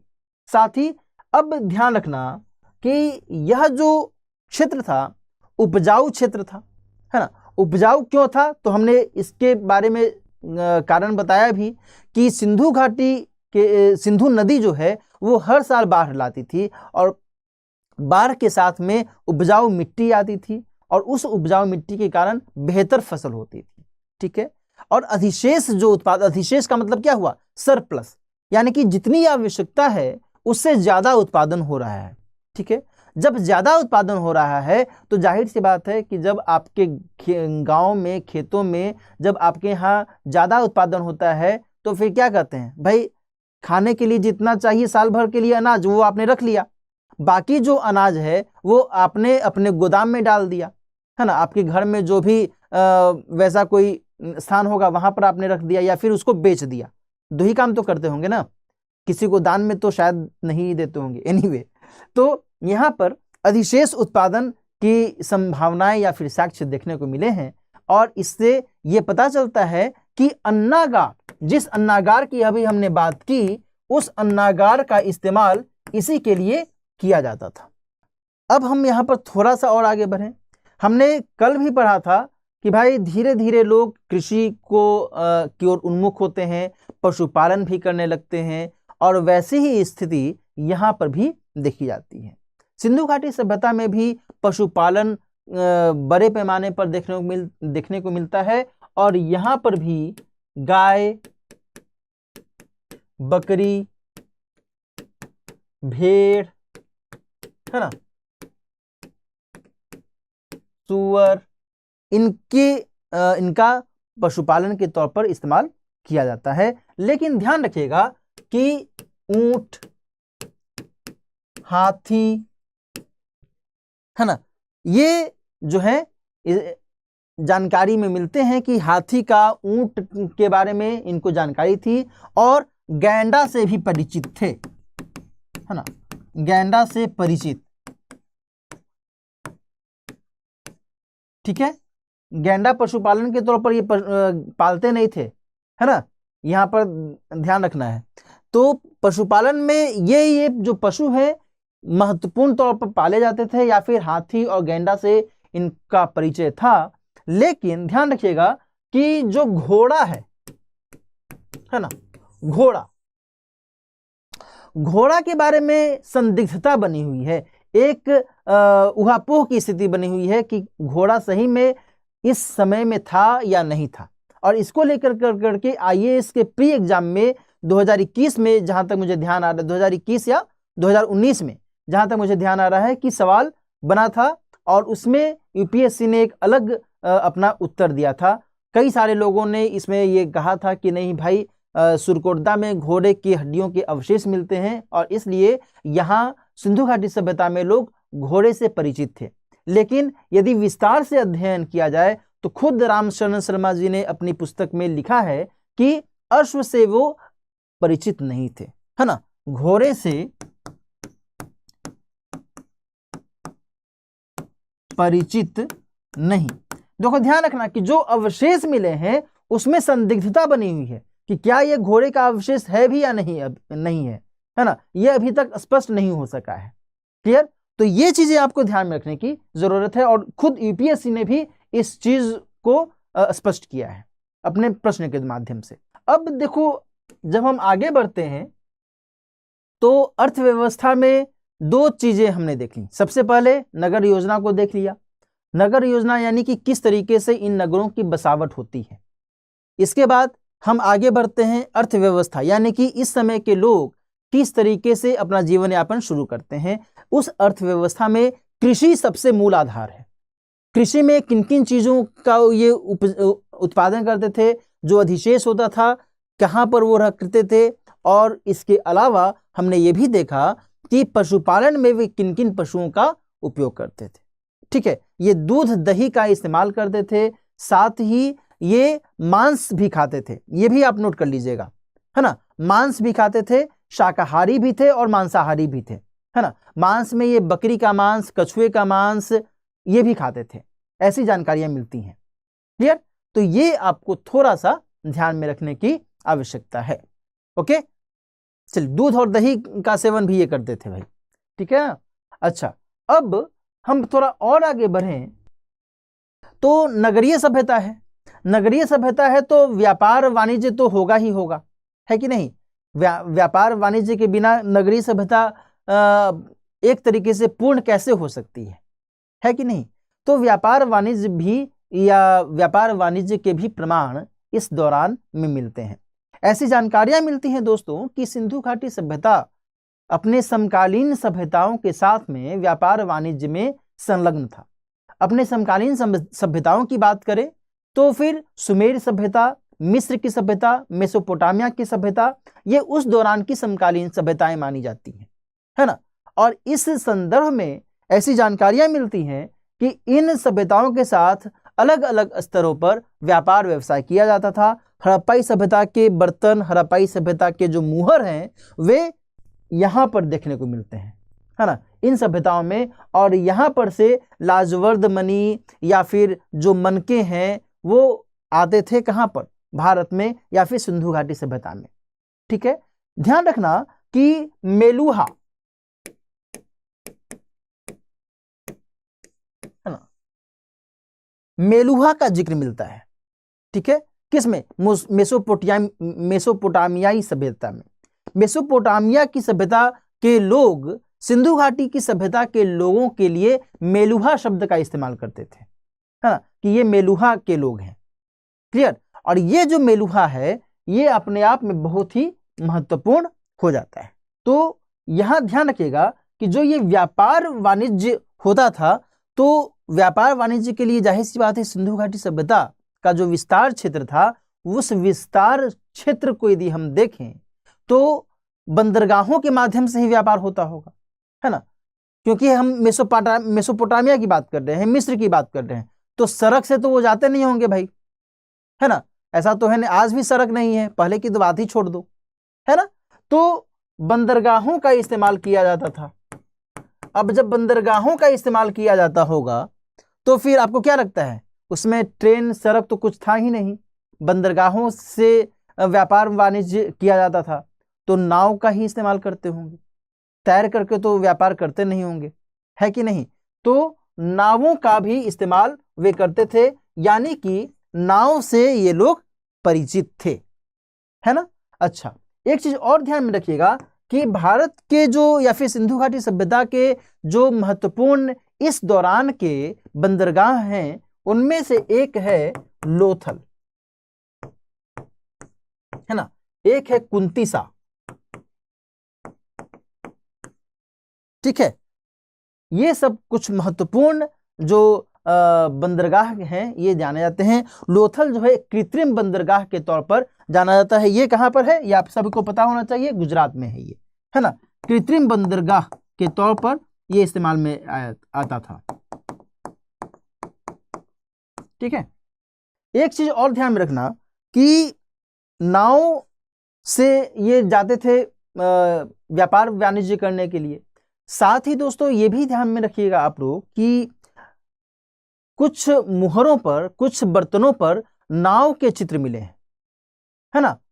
और इसके आधार पर ये स्पष्ट तौर पर समझा जा सकता है कि इस समय के लोग नाव से परिचित थे, ठीक है। नाविकों का देश भी कहा जाता था सिंधु घाटी सभ्यता को, नाविकों का देश। अब इस दौरान में शिल्प और तकनीकी विज्ञान का भी विकास होता है ना, शिल्प और तकनीकी विज्ञान, ठीक है।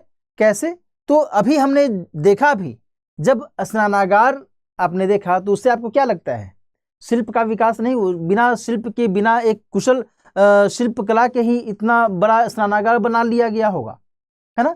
साथ ही तकनीकी ज्ञान के बारे में यदि हम थोड़ा सा समझें तो इस समय तांबा और टीन दोनों को मिलाकर करके कांसे का निर्माण करना शुरू कर दिया गया था, है ना।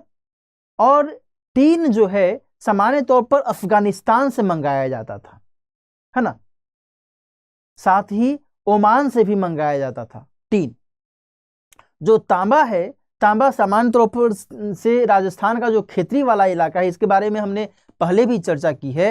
राजस्थान का जो खेतरी वाला इलाका है वहां से तांबा आसानी से उपलब्ध हो जाता था। कुछ हजारीबाग वाला जो क्षेत्र है, जो वर्तमान में झारखंड में है, उस क्षेत्र से भी तांबे की प्राप्ति हो जाती थी, ठीक है। तो यहां ध्यान रखिएगा कि तकनीकी विकास में यहां पर कांसे का इस्तेमाल आसानी से अब किया जाने लगा है, ठीक है। इसके अलावा इस समय के जो लोग हैं वे मूर्ति शिल्प में निपुण होने लगे हैं, है ना। कांसे की मूर्ति बनने लगी है, शिल्प होते थे उसमें मुहर, है ना। जाहिर सी बात है कि मुहर इस दौरान में बहुत ही चर्चित, बहुत ही महत्वपूर्ण एक जो शिल्प की इकाई है, इसको माना जाता था, ठीक है।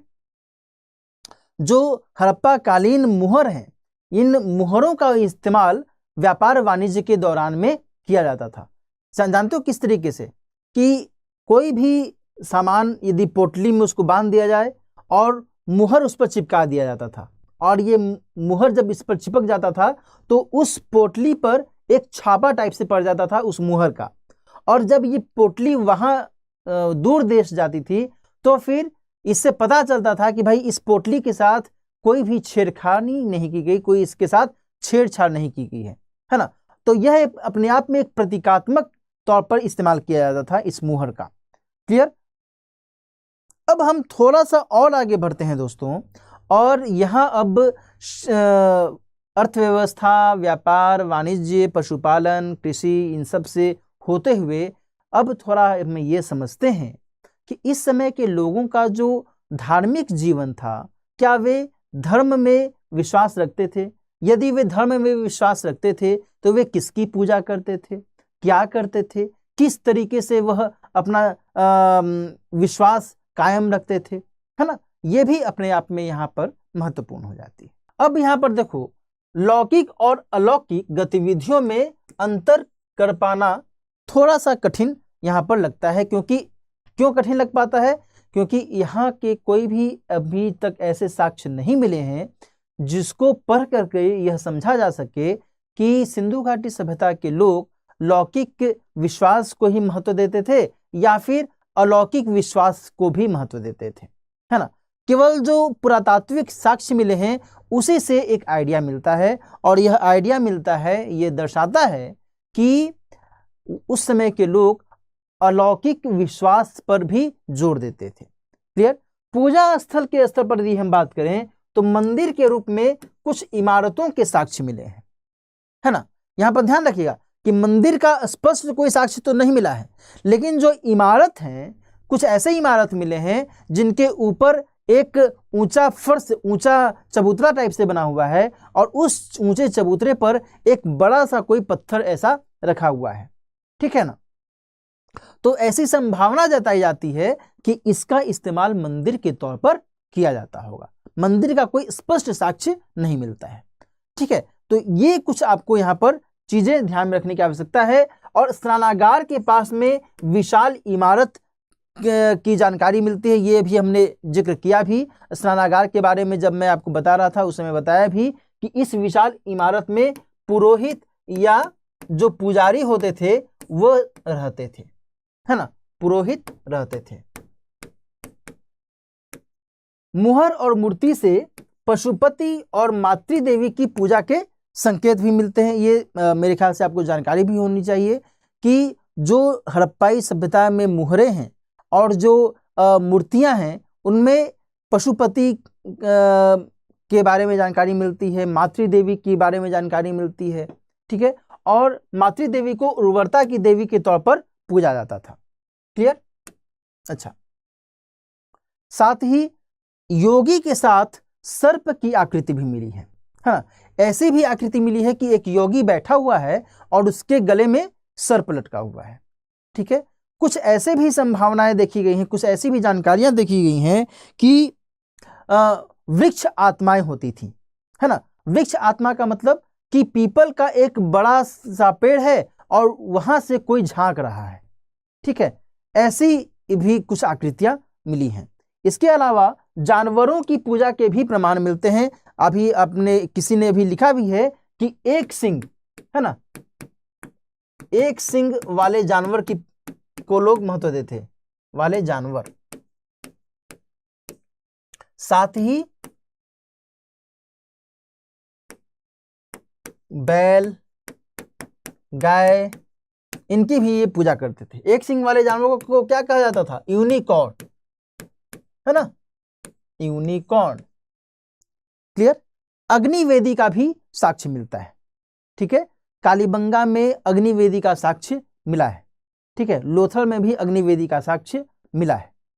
अब ये ध्यान रखना दोस्तों, जब मैंने चर्चा की, आज शुरुआत की थी, तो मैंने बताया था कि किस तरीके से कुछ जो परंपराएं हैं, कुछ जो रीति रिवाज हैं आज के समय में हम देखते हैं, वैसे ही रीति रिवाज उस समय भी देखे जाते थे, है ना। या फिर कहें कि उस समय के रीति रिवाज किसी भी स्तर पर टूटते फूटते, कैसे भी गिरते पड़ते, है ना, वो आज भी हम देखते हैं और वो अपने आप में बहुत ही महत्वपूर्ण है, बहुत ही मूल्यवान है, ठीक है। जैसे कि पीपल के वृक्ष की भी लोग पूजा करते थे, है ना, ध्यान रखिएगा। पीपल के वृक्ष की पूजा अग्निवेदिका कहां से मिली है? कालीबंगा से, है ना। और पीपल के वृक्ष की भी लोग पूजा करते थे। आज के समय में भी पीपल को बहुत महत्व दिया जाता है। साइंस के स्तर पर यदि हम बात करें तो ये कहा जाता है कि भाई पीपल ऑक्सीजन बहुत देता है ना, और ऑक्सीजन हमारे लिए बहुत जरूरी ठीक है। तो पीपल के वृक्ष की पूजा उस समय देखने को मिली है ना। साथ ही जो उस समय के लोग हैं जानवरों की पूजा जब करते थे, सांड की पूजा करते थे या फिर गाय की पूजा करते थे, तो आज भी गाय की पूजा की जाती है। आज भी जो एक श्रृंगी होता है उसकी पूजा लोग करते हैं, उसको महत्व देते हैं, ठीक है। साथ ही अंतिम संस्कार, ये जो योगी के साथ सर्प की आकृति मिली है, ये क्या दर्शाता है कि ये भगवान शिव के आदि रूप को दर्शाता है ना। और ऐसी ही एक आकृति पशुपति की मिली है, जो पशुपति कहें या फिर आदि शिव कहें, वह भी योगी की मुद्रा में बैठे हुए हैं और उनके इर्द गिर्द में कुछ जानवर हैं। अभी हम उसका चित्र भी देखेंगे। क्लियर। इसके अलावा उस दौरान अंतिम संस्कार की जो प्रथा थी, उन प्रथाओं में कलश शवाधान की प्रथा देखने को मिलती है। सामान्य तौर पर यह जो प्रथा है ये कालीबंगा में देखी जाती है ना। युग्म शवाधान की भी प्रथा देखी जाती है, जो सामान्य तौर पर कहां पर, तो लोथल में देखी जाती है ना। युग्म शवाधान यानी कि पुरुष और महिला दोनों को एक साथ दफनाया जाता था। ठीक है, कल भी हमने चर्चा की थी, कल भी हमने एक समय में मध्य पाषाण काल में चर्चा की थी कि एक स्थान पर पुरुष और स्त्री को एक साथ दफनाया जाता था। आपको ध्यान में है? यदि ध्यान में है तो इसका उत्तर दीजिए मुझे। ठीक है, कल मैंने चर्चा की थी इसके बारे में। तो लोथल में युग्म शवाधान के साक्ष्य मिलते हैं। हड़प्पा में लकड़ी का ताबूत भी मिला है ना, यानी कि लोगों को लकड़ी के ताबूत में भी रखा जाता था।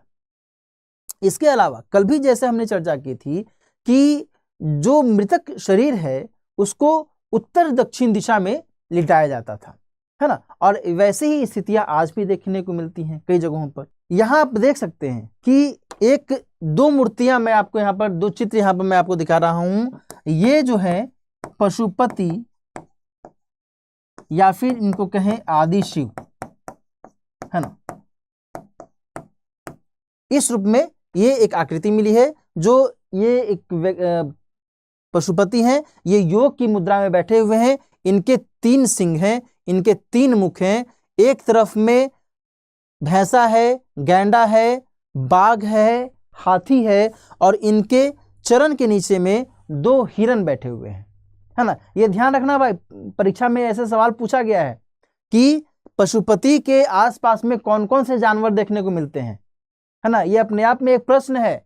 मैं ये चित्र ऐसे ही नहीं आपको दर्शा रहा हूं कि एक भैंसा, एक गैंडा, एक बाघ, एक हाथी और इनके आसपास में 2 हिरन बैठे हुए हैं। क्लियर? साथ ही एक ये भी जो चित्र है ये एक पुजारी का चित्र जान पड़ता है ना। पुजारी का चित्र ये जान पड़ता है। यहां पर भी जो ये तस्वीर है, इस चित्र से आप थोड़ा समझ सकते हैं कि यह इस तस्वीर में इस व्यक्ति के जो दाढ़ी है, कि इसकी जो दाढ़ी है बहुत ही स्टाइल्ड वे में है, बहुत ही एकदम क्रॉप्ड है ना। और ये अपने माथे पर एक पट्टा बांधे हुए है।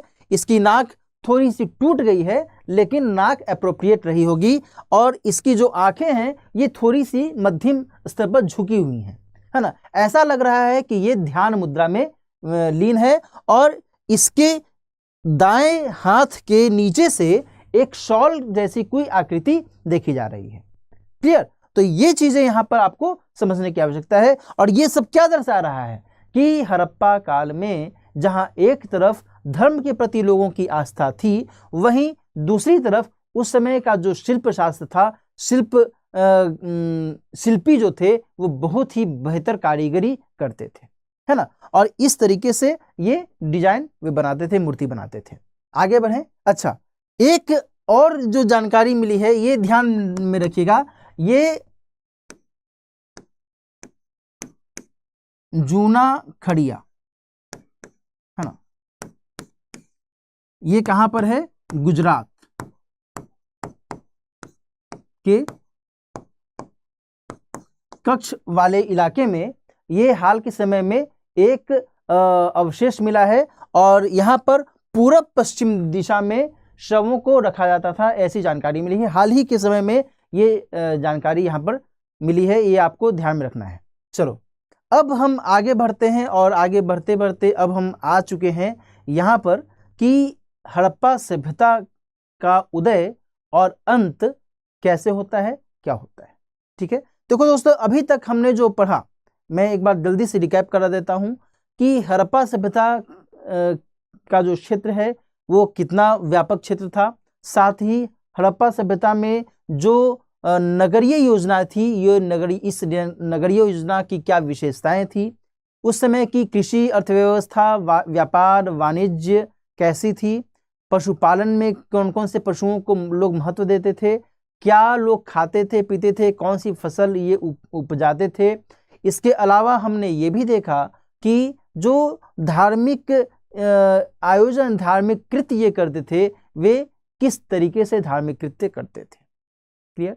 यहाँ पर एज सच किसी मंदिर का स्पष्ट साक्ष्य नहीं मिलता है। मंदिर के बारे में केवल एक जानकारी मिलती है कि किसी इमारत में इस तरीके से किसी पत्थर की पूजा की जाती होगी। क्लियर। अच्छा, अभी हम यहाँ पर जब आ चुके हैं तो ये अब मैं आपको बताऊं कि हड़प्पा सभ्यता में जो भी महत्वपूर्ण नगर हैं, है ना, और उन नगरों के साथ में जो किस नदी के किनारे कौन से नगर का विकास हुआ, कौन सा नगर किस नदी के किनारे बसा, ये आप अपने स्तर पर भी इसको ध्यान में रखिएगा। कई बार सुमेलित करने के लिए सवाल पूछ लिया जाता है ना। मैं यदि चाहूं तो आपको कुछ नगरों के बारे में बता देता हूं, है ना, आप इसको नोट कर लीजिए। कुछ नगरों के बारे में मैं आपको बता देता हूं और वे नगर किस नदी के किनारे बसे हुए थे। जैसे कि हड़प्पा रावी नदी के किनारे, मोहनजोदड़ो, चन्हुदरो और कोटदीजी ये तीनों सिंधु नदी के किनारे, लोथल भोगवा नदी के किनारे, है ना। इसके अलावा जो कालीबंगा है घग्गर हाकरा नदी के किनारे, ठीक है ना। तो ये कुछ महत्वपूर्ण ऐसे नदियां हैं या फिर महत्वपूर्ण ऐसे नगर हैं जो इन नदियों के किनारे बसे हुए थे।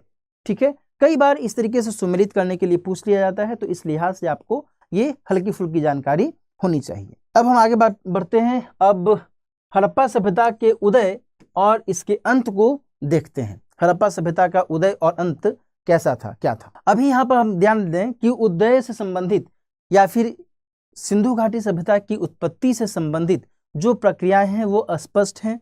मैंने शुरू में भी बताया कि एक बार में इसका विकास नहीं हुआ है, अलग अलग कालखंड में अलग अलग स्थितियों में इसका विकास और अलग अलग नगरों का विकास हुआ है। एक बार में सीधे उद्भव इसका नहीं हुआ है। साथ ही ये भी ध्यान रखना है कि उस समय में उर्वर जमीन थी। उर्वर या उर्वरता के बारे में, उस क्षेत्र के उपजाऊपन के बारे में हमने चर्चा की। जब उर्वर जमीन थी तो अन्न उत्पादन आसानी से होता था। अन्न उत्पादन के बाद जनसंख्या वृद्धि हुई और साथ ही गैर कृषि कार्य भी शुरू हुए और इन गैर कृषि कार्यों में पशुपालन, व्यापार, वाणिज्य, इनका भी विकास होता चला गया। बात समझ आ रही। कृषि समूह, पशुचारे और व्यापारी, इनके बीच में एक आपसी संपर्क, एक कांटेक्ट की स्थिति देखी जाती है। अलग अलग क्षेत्रों से लोग आते हैं, जाते हैं, आवागमन करते हैं, व्यापार व्यवसाय करते हैं। अपने डिमांड की पूर्ति करने के लिए हर कोई एक जगह से दूसरी जगह जाता है और इस तरीके से इस सभ्यता का अलग अलग क्षेत्रों में विकास होता रहा। ठीक है, अच्छा। लेकिन इसके अंत के संदर्भ में यदि हम बात करें तो इसके दो महत्वपूर्ण सिद्धांत सामने आते हैं। पहला सिद्धांत है आकस्मिक ह्रास का सिद्धांत, यानी कि इस सभ्यता का अंत अचानक से हो गया। दूसरा जो सिद्धांत है वो है क्रमिक ह्रास का सिद्धांत, यानी कि धीरे धीरे करके, जिस तरीके से धीरे धीरे करके इसका विकास होता गया वैसे ही धीरे धीरे करके इसका पतन भी होता गया। दो अलग अलग सिद्धांत हैं। यदि हम आकस्मिक ह्रास के सिद्धांत की बात करें दोस्तों, तो एक जो मत है वो कहता है बाढ़ के कारण इसका अंत हुआ। ठीक है, एक जो मत है वह कहता है कि नदी की दिशा में परिवर्तन के कारण इसका अंत हुआ। बात समझ में आ रही है। एक कहता है कि नदी की दिशा में परिवर्तन के कारण इसका अंत हुआ। एक कारण यह है कि बाह्य आक्रमण के कारण इसका अंत हुआ। जो बाह्य आक्रमण है, व्हीलर महोदय ने, यहां पर ध्यान रखना है ना, व्हीलर महोदय ने यह मत दिया है ना, ये एक मत दिया है। इन सभी विद्वानों ने अपने अपने स्तर पर मत दिया है। हाँ, ऐसा नहीं है कि कोई भी मत बिल्कुल सही है। यदि किसी भी विद्वान ने मत दिया तो उसकी आलोचना भी होती रही है ना, अलग अलग स्तरों पर। जैसे कि व्हीलर महोदय ने कहा कि भाई बाह्य आक्रमण के कारण संभावना ऐसी जताई जाती है कि इस सभ्यता का अंत हुआ। और ऋग्वेद में इंद्र को पुरंदर कहा गया है। पुरंदर यानी कि किलों को जीतने वाला, है ना। और मैंने आपको शुरू में भी बताया कि सिंधु घाटी सभ्यता में जो दुर्ग बनाए जाते थे वो बहुत ही बेहतर तरीके से बनाए जाते थे। तो कुछ ऐसी संभावनाएं भी जताई गई। क्लियर। साथ ही ऋग्वेद में ही हरियूपिया शब्द का इस्तेमाल मिलता है ना। ऋग्वेद में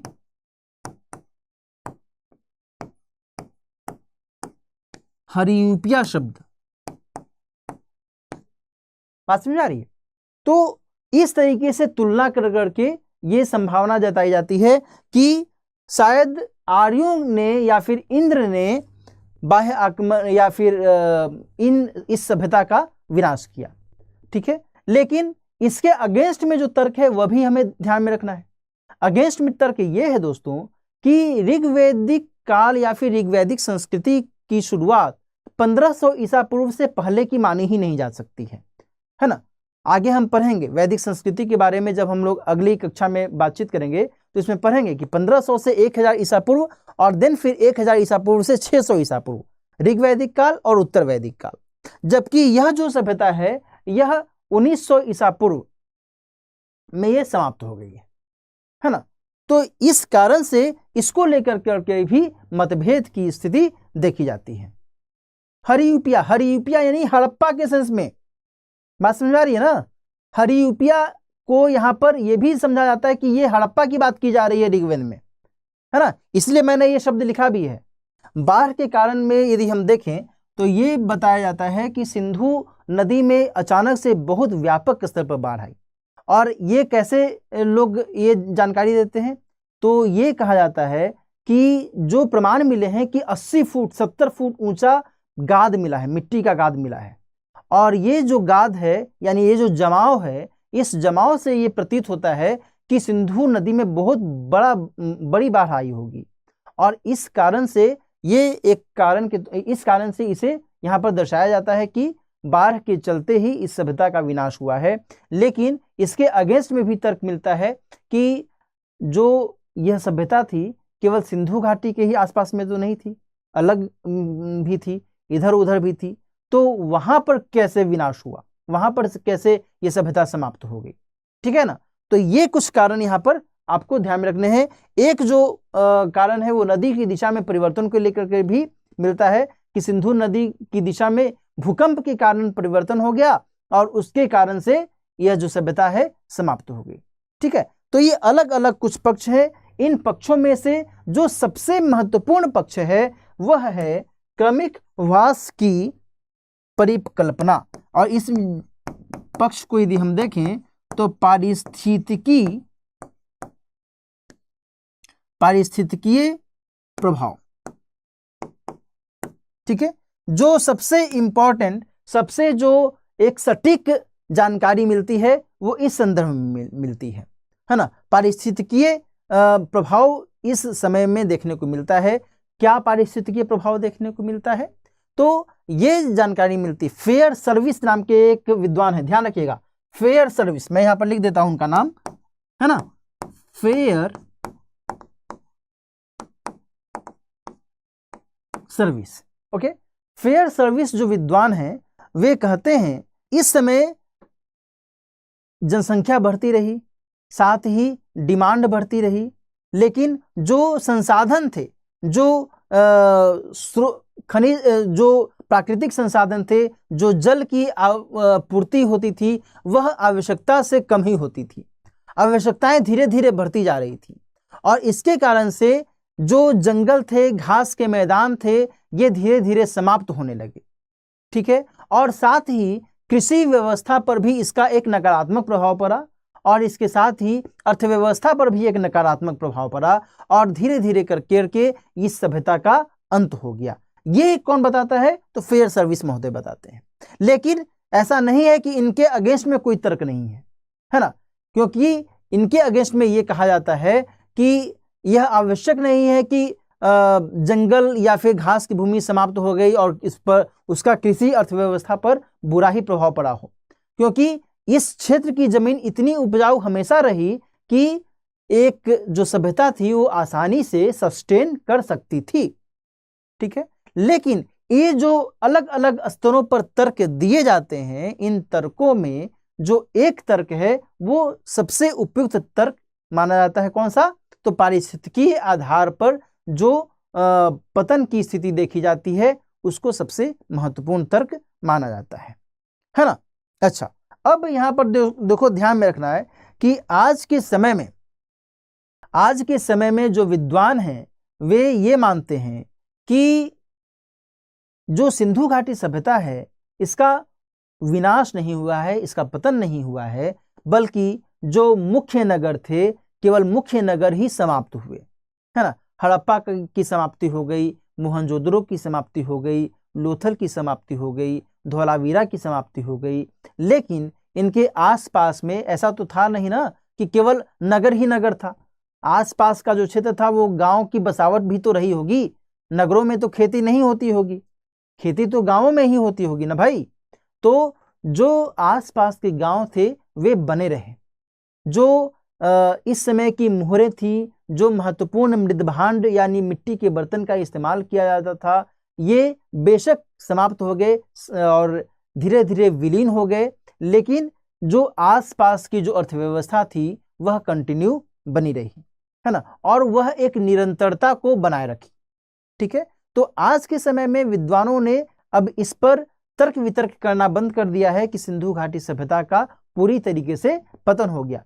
अब वे इस बात पर अधिक महत्व देते हैं कि यह कंटिन्यूटी में आगे बनी रही। निश्चित तौर पर जो नगरीय सभ्यता थी, जो महत्वपूर्ण नगर थे, वे समाप्त हो गए। बात समझ में आ रही है ना? ये चीजें हैं। क्लियर? आज की कक्षा हम लोग यहीं पर समाप्त करते हैं। तब तक नेक्स्ट वीक में हम लोग नए अध्याय में बातचीत करेंगे, प्राचीन भारत के संदर्भ में कुछ अन्य जानकारियों पर चर्चा करेंगे। तब तक अपना ख्याल रखिए।